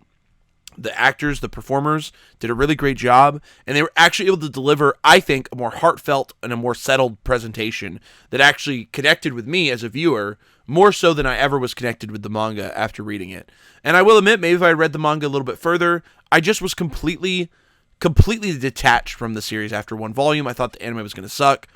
Ended up really, really thinking that this might be one of my favorite anime rom-coms after watching the show, because it actually connects with me pretty well on a certain level because of the fact that we're all kind of weirdos, right? And we all want to find that person who kind of understands our level of weird. And I think that was really cool about it. It does kind of, I mean, it devolves into just sort of a slice of life etchiness of it, but it still puts both the characters in really tense situations. And I really enjoyed it. I am going to finish it. I'm not done with it yet, but I am going to get it done. I've heard the ending of the first season was actually pretty sweet. So, it's a good ending. Really solid. Okay, cool. So, and that makes me excited to even wrap it up. But boys, what are your thoughts? Because that's all I got. That's all I have on My Dress Up Darling. So, boys, should we not spoil the ending then? Do you want us to care? I don't care. You guys can it's spoil it. Kind of, it's not really as like a surprise. Yeah, you guys talk through whatever you want to talk through. Okay. We can. Yeah, I mean, I think for me, like, I kind of the same thing with, because I read the first volume, and I was like, you know, kind of the same mindset of like, okay, this is pretty meh, this is pretty whatever. And then Cloverworks' adaptation of it, like the opening, love the opening, love the ending. I'm all about good endings and openings, and like both of them really great. And then going into the actual like animation of the actual show, it was so well done. Probably Cloverworks' best work ever, possibly. And I know that because like they did, what was some older ones that they did? They also did Akebi, which a lot of feed shots. But Promised Neverland was like animated at least pretty well, fairly well. Yeah, season one of Promised animated pretty well. Yeah, and so it's pretty cool to see that they're improving in terms of animation, right? With this. Yeah, and cool that it's done with a series that it definitely will bring a lot of fans to getting the manga. I think in the beginning of the season, or middle of the season, people were like on the secondary market selling the manga. There's only 4 volumes out in English right now. People were selling the entire set for like $200 or something ridiculous. It was out of stock a lot of places because of the show.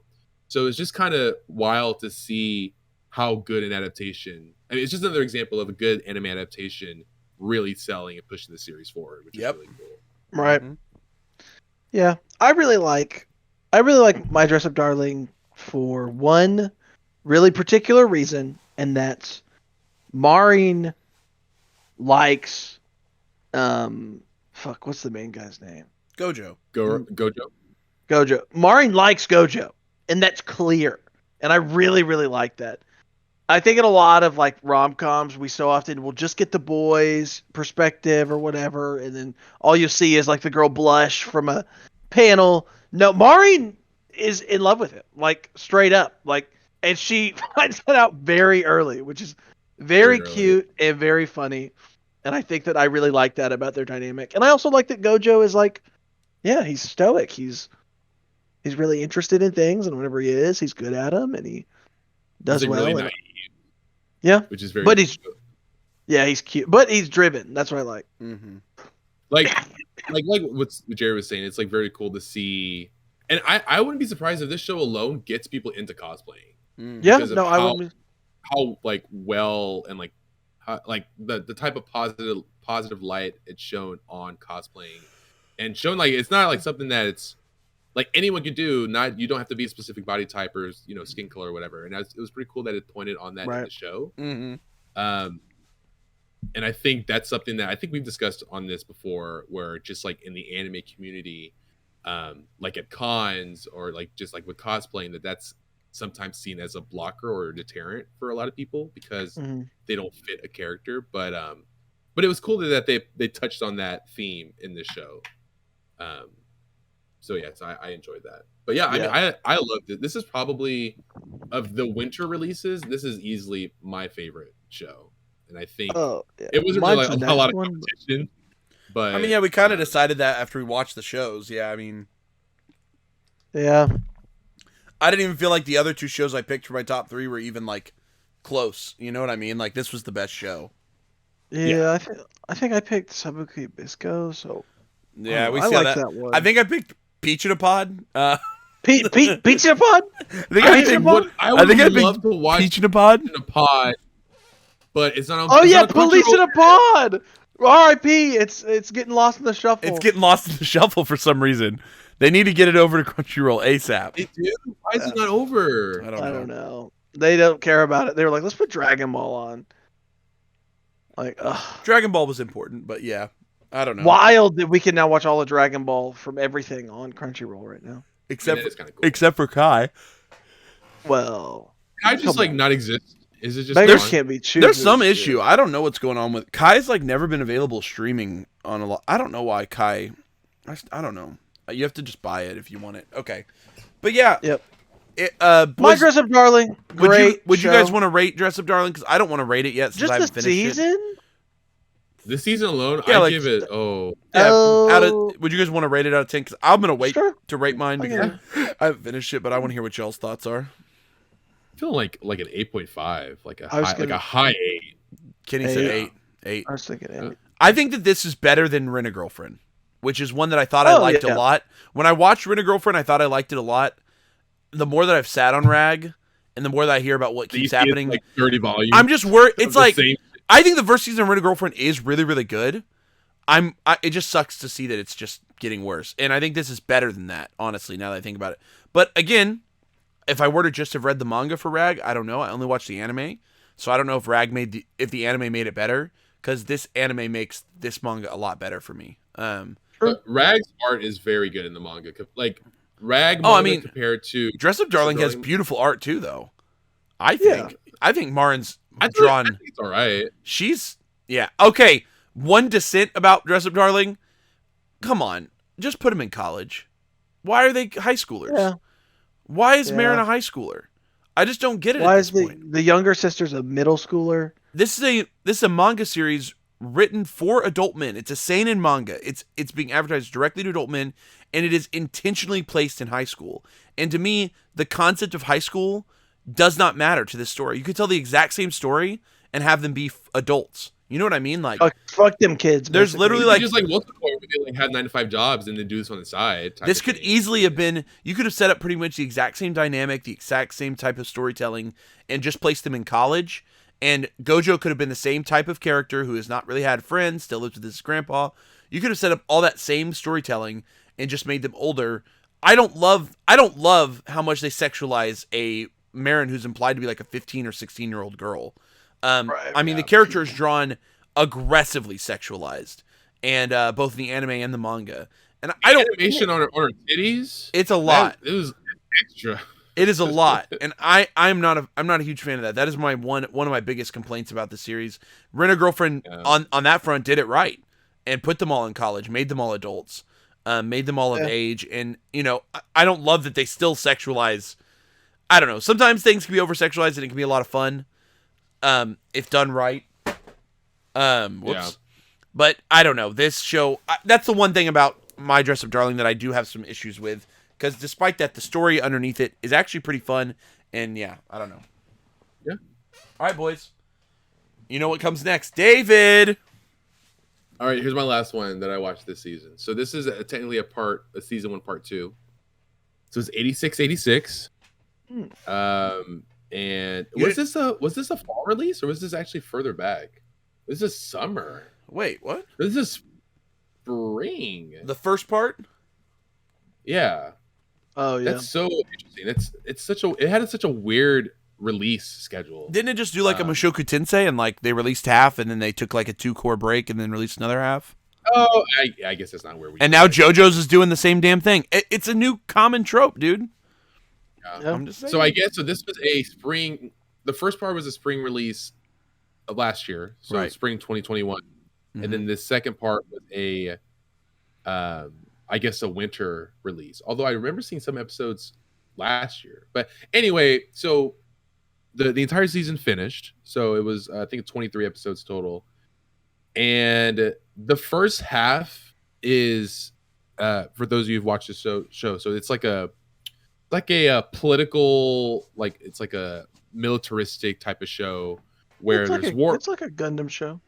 Yeah, like science fiction, I guess. Yeah, that genre called, or what does it say on Wikipedia? Yeah, so military science fiction, and it's like a world where there's like social classes that are set, and the lowest social class, which is part of these people from the 86, are basically enslaved to fight in this war, while people who are like in the capital and they're like the highest social class on the social ladder, they instruct them on like what to do or like where to go to battle.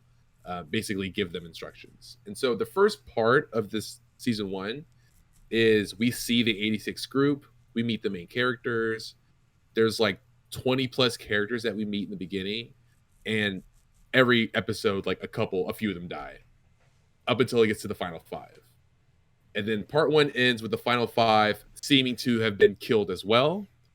But then the second part begins with, oh, surprise, they're actually not dead. They were recovered by a neighboring country, and they are taken in, and they're like, hey, so we'll help you as long as we can see that you guys can fight. We want you to help us. And so the second season is that they're basically fighting the same war, but on a different side. And that's like essentially it. They like meet someone who is like related to the main character, his name is I think his nickname is like the Grim Reaper. Reaper. Or something like that. Reaper. Yeah. And Shin is his actual name. And so we like meet people that are like related to his past. There's like a little mini arc, or the arc of the second part is a person from Shin's past he dies, and in this world, when people die, like on the battlefield, their consciousnesses are taken and uploaded into the enemy machines, and they like repeatedly shout the thing that was on their mind in their final moments of death. What the fuck is and this? So it's like a pretty good show. I enjoyed it. And Shin, the clan of people that he's from are gifted with the ability to hear people before they die. So Shin is able to hear these voices from these enemy machines, and he's able to help make, militaristic decisions of, oh, there's a lot of people coming, we gotta leave, or there's people in this direction, let's go fight it, blah blah blah. And so the season ends with they take down a big baddie, and the original general or lieutenant or whatever her like title is, her name is, I think, Lena, and we see her in the first part. She's the one that directs them. She builds a connection with the 86 because she's like, man, this is fucked up.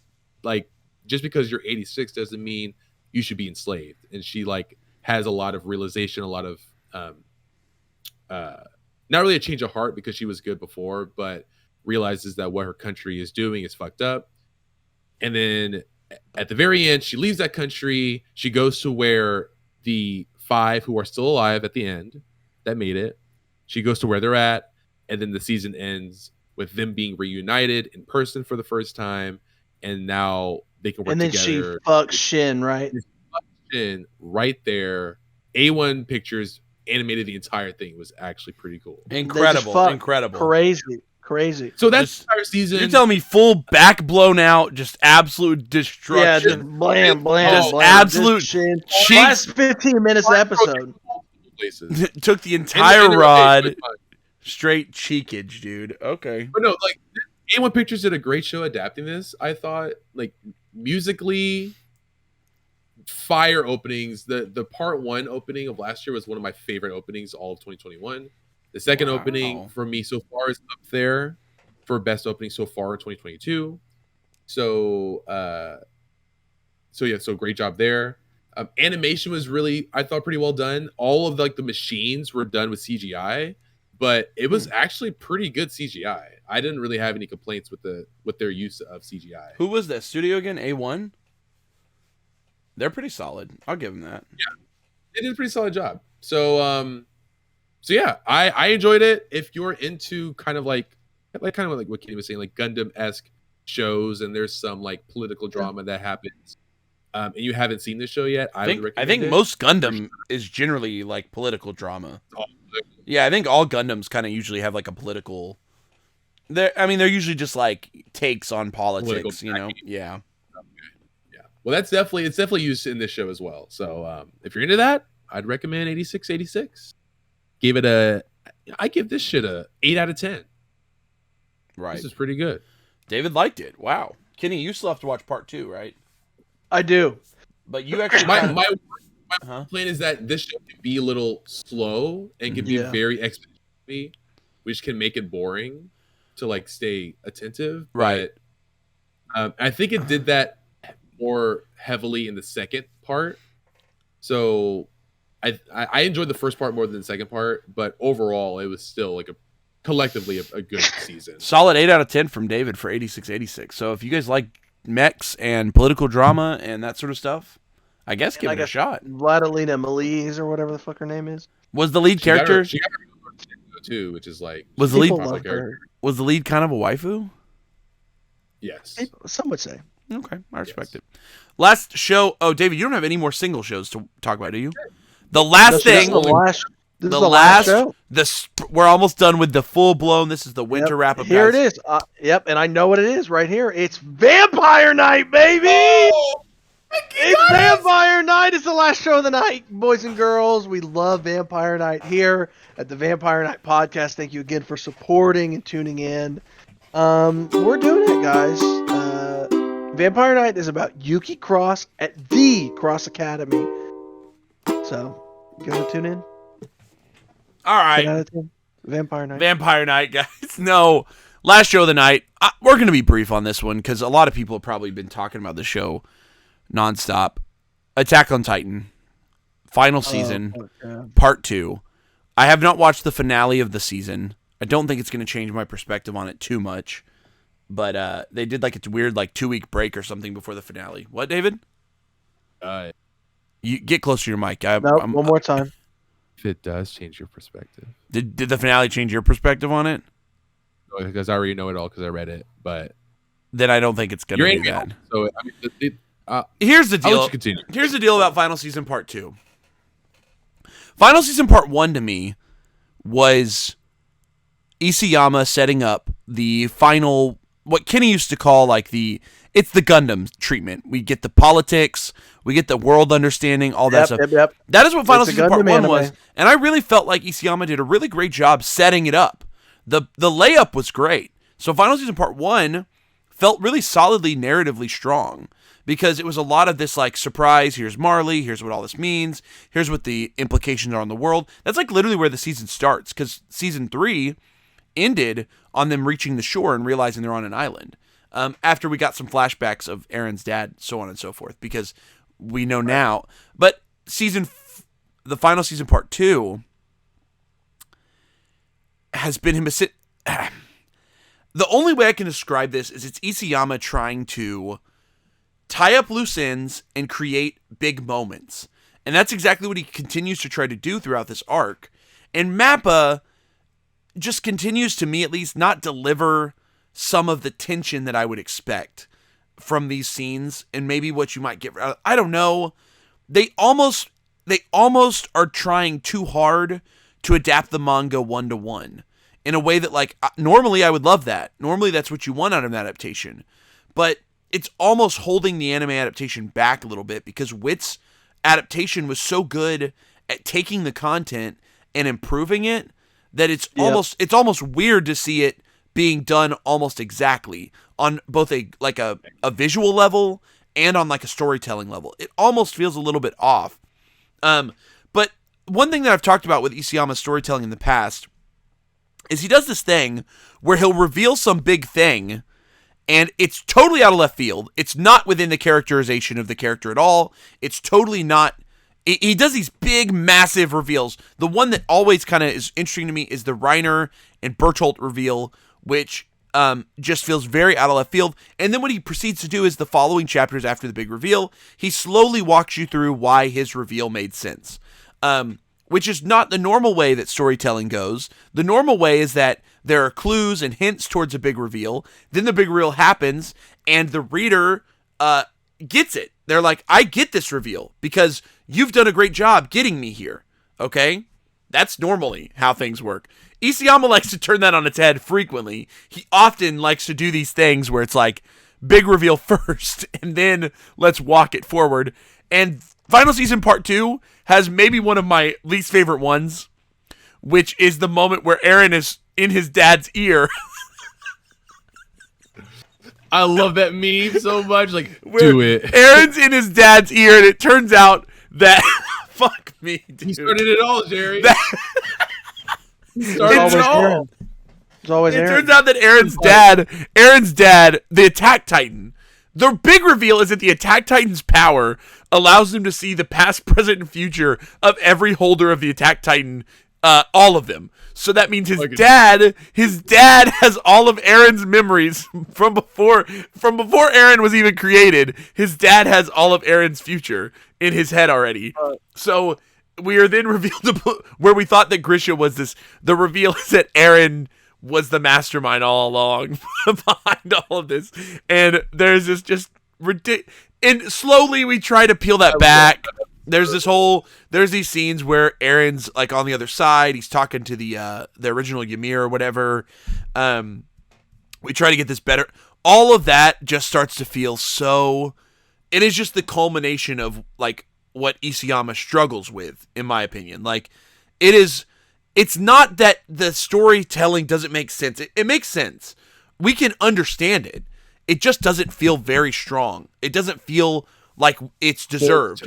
There's not a lot of purpose and value in some of that storytelling. And that makes me as a viewer pull away from it, because then right after that part, the rest of Final Season Part 2 has gotten back into a lot of what I liked about Final Season Part 1, which is the politics, the characters, and how they're managing the fallout. That I really am enjoying. We get back to Mikasa and Armin and Connie trying to manage the fallout of Eren going rogue and wanting to genocide everyone. We start to see them have to team up with people from Marley. There's a lot of this twisting and turning that's kind of happening. And to me, that's significantly more interesting than learning that the original the Titans were... Okay, another just out of left field wildness to me. The king that was like, devour their remains, it'll work. That supposedly. What? How do you know that? How did he know that? There's no. Know that? Isayama was just like. Isayama was like. Isayama was like, fuck, I've got to figure out how to set this up. There was a wild king, and he just like made the kids like eat it, and surprise, they turn into Titans.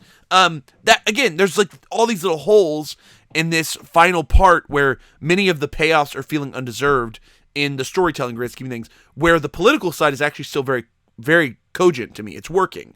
Gabby's character has had I hate Gabby, but she's actually had a little bit of an arc. And I actually really liked the final payoff of, I think his name was Magath or something, Magath, something like that. The commander from Marley, right? I think it's Magath or something like that. Really solid character payout there with his final moments. There, again, some really actually functional like wrap-ups that I've actually liked, just tied in with these absolutely like absurd Isayama. I want to call them Isayama-isms. I just don't know any other storyteller that works in the way that he does. I don't think the finale is going to completely ruin the series for me. I think that there has actually still been some good stuff here. I do think it's not going to be great. I can already kind of sense it in the lead up here. Obviously, Eren getting his head chopped off and then it reconnecting like a fucking scorpion, and the birth of the fucking Titans being like in the scorpion marrow of their... guys, there's some wacky stuff that absolutely... there's some bad stuff, but there's just still so much good in the small character stuff. Like, Armin and Mikasa are still wonderfully done characters. They have not really devolved into the madness of it all. Even Jean had some great character moments in Final Season Part 2. Levi's whole arc here. I'm really loving the main cast and some of their conclusions. Obviously, we have to get to their final conclusions, which hopefully, but there's good stuff there. That's where I'm at with the season. I do think Mappa, I think somehow their animation got worse. Like, I was already kind of feeling weird about Final Season Part 1. I think Final Season Part 2 had even more, like, technical errors, more CGI errors, more 2D animation errors. I mean, obviously, the fucking face the what's-her-name face just looks ridiculous. And it looked shitty. It looked like that in the manga. And that's what I'm saying is, like, it almost feels like Mappa is going... They need to... verbatim. And yeah, obviously, people have already made a meme about it, but Isayama had this thing in the manga where he uses a concept called hatching to shade a lot of his characters. He's always done that. But Wit Studio really did a good job of mixing that in with standard like anime style shading so that it was never really like all over the place. But Mappa this season, it just went all in. Everything is hatched. Eyes, necks. I mean, anytime Isayama used hatching, Mappa just said fuck it and used hatching also, which looks weird. It looks weird in an anime.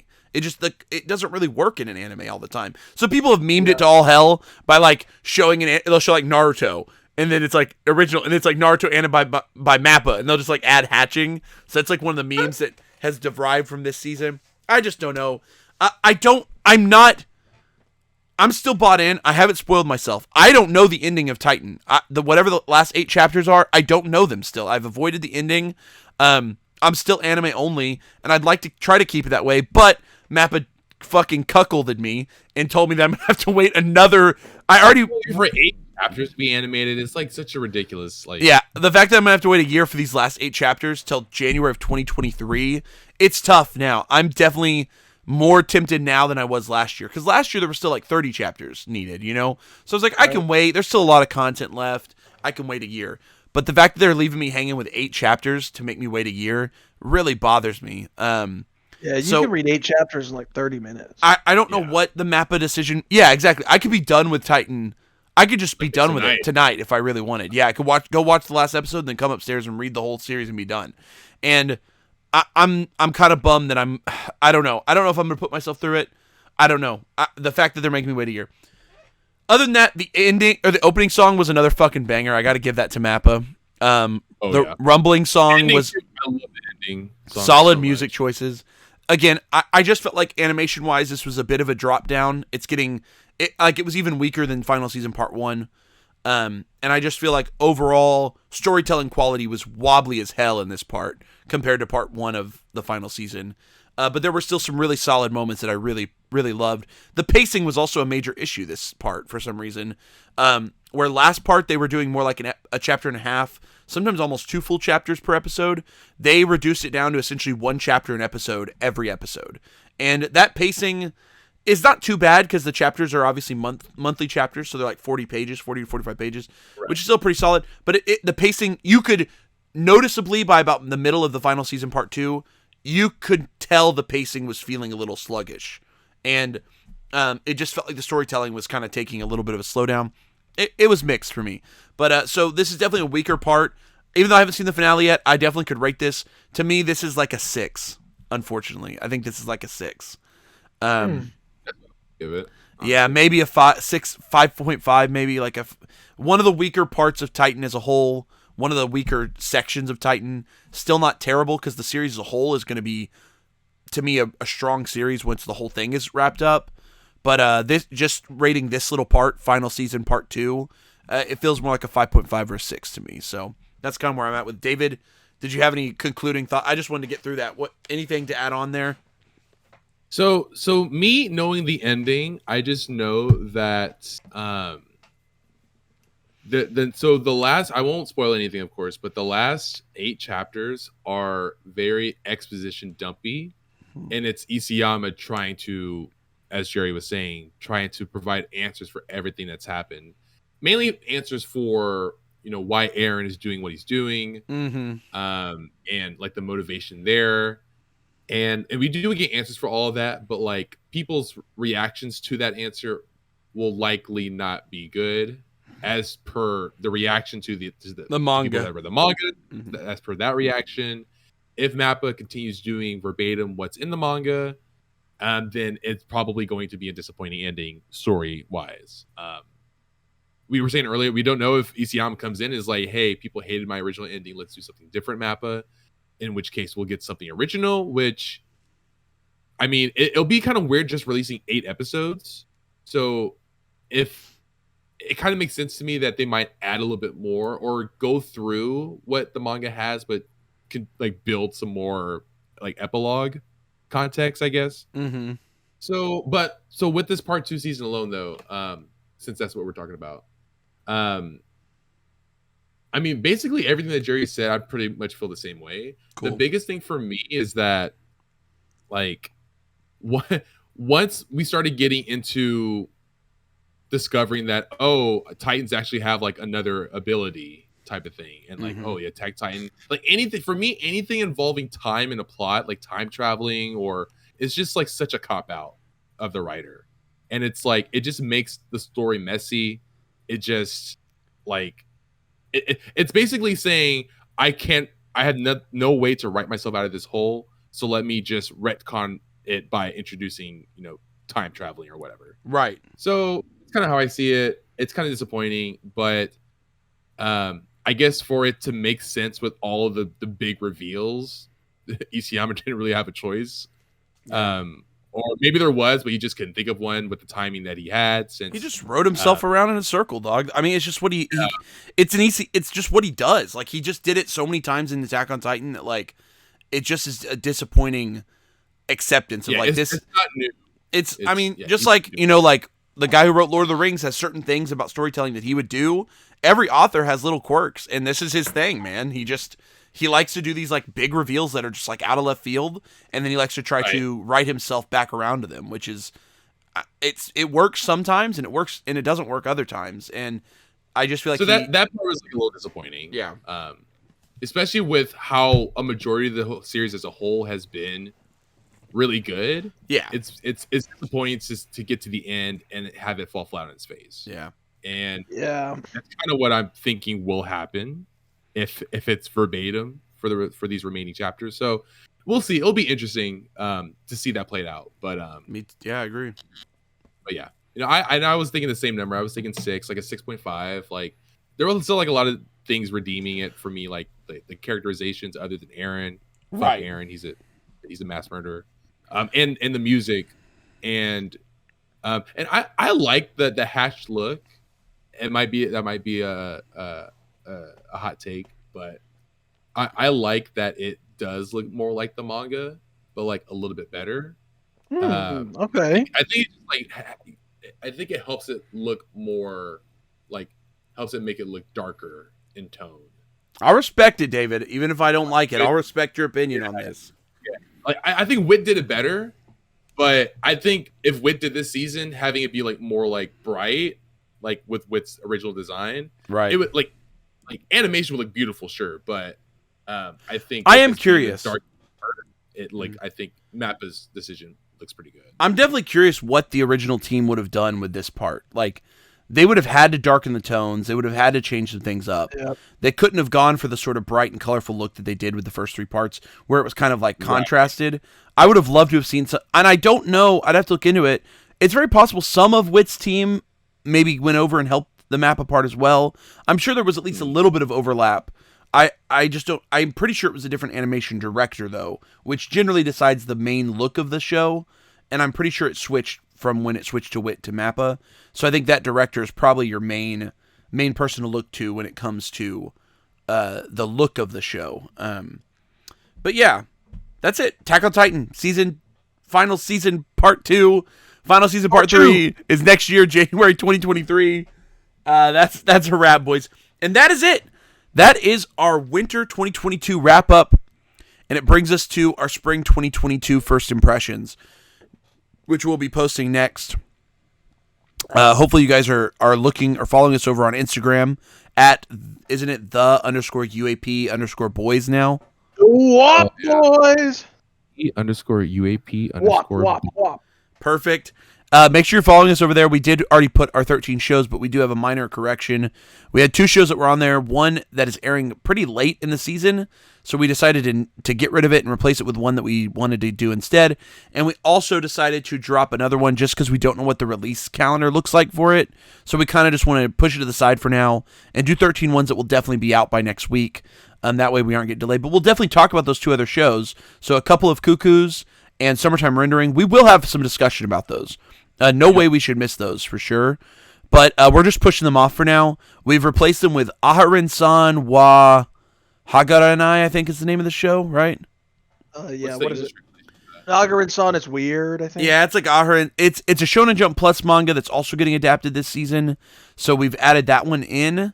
And then we also added in one that Kenny suggested, and I'm forgetting what it was called. Healer Girl, that's it. Thank you. We're also throwing in Healer Girl in place of a couple of Cuckoos. So we do want to get to a couple of Cuckoos in Summertime Rendering. Again, they're getting weird. The Summertime Rendering's coming out a week late, and also it's Disney Plus, so we don't know when the translation's even going to go up yet. I don't think they've made any announcements yet. They may have, but I hadn't seen it. And then Cuckoos doesn't come out until like April 24th. So like a pretty significant delay on that one. That should be on Crunchyroll.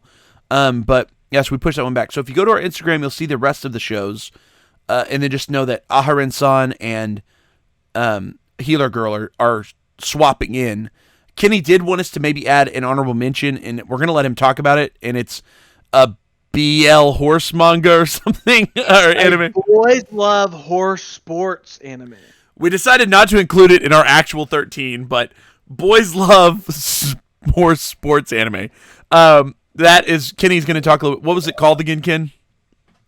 Something Adolescence, right? Oh, yeah. Fanfare of our adolescence. Fanfare of our adolescence. So if you guys want to watch that one as well, Kenny's probably going to talk a little bit about it next week as well. So if you want to check that one out. It's pretty redonk. Okay? But aside from that, there are some really, really big shows coming out. Mainly, obviously, Spy Family, which is I would say it's going to be tough to beat. We've all read the manga.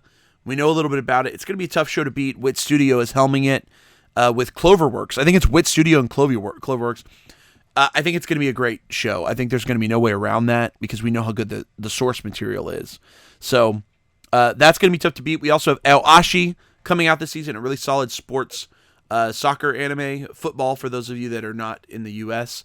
But yeah, Aoashi, that should be really fun. And there's a couple more mixed in there that are definitely some heavy hitters. I'm really excited for Love After World Domination. It looks cute. It looks funny. What other ones are in there, guys, that you guys are interested in or excited about? Let me look at the list. I think David's most excited for The Greatest Demon Lord is reincarnated or something. Yes. David can't wait. I will say that the Ninja Subaki that or whatever it was, that's what I'm excited for. Kind of looks cute. David added that one to our list. Onipon is a completely original work by Wit, I think, as well. And I'm kind of interested to hear how that one goes because it's a Tomodachi game. I'm excited for that. Oh, kidding. Not just cute. Oh my god! I actually watched the first episode. Oh well. We'll save it, Ken. But I was going to talk about some of Tomodachi game, but okay. Well, I'm excited to watch all of them. So make sure you guys jump on. If you guys are watching this now, hopefully we'll have this episode, the Spring Impressions episode, posted a week from today. So yes, some of these shows might have a second episode by that point, but that's fine. Most of the main one, Spy Family, doesn't come out. Spy Family. Yeah, it'll only have one episode out at that point, which is the big one that we gotta include. So make sure you guys watch those. But other than that, guys, y'all know the drill. Hit that like, hit that comment, hit that subscribe. If you're on listening platforms, give us 5 stars. Press that follow button, whatever you can. All of that helps us to grow within all the different algorithms on these websites. Helps our content to get out to more people who might enjoy this content as well. We're super grateful to all of our fans, all the people who've stuck with us as we continue to put out this wild and crazy anime podcast that we have fallen in love with in our own way.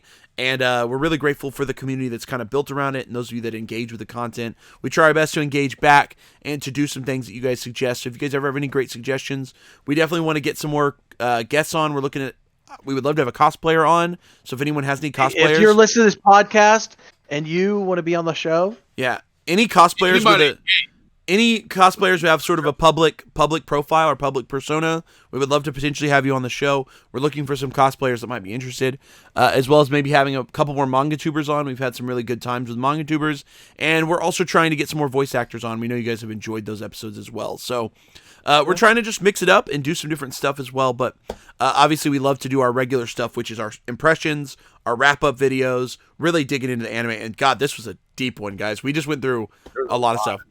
Yes. Deep wrap up. On that note, deep wrap up. Wait, David, do you have any other shows you watched this season?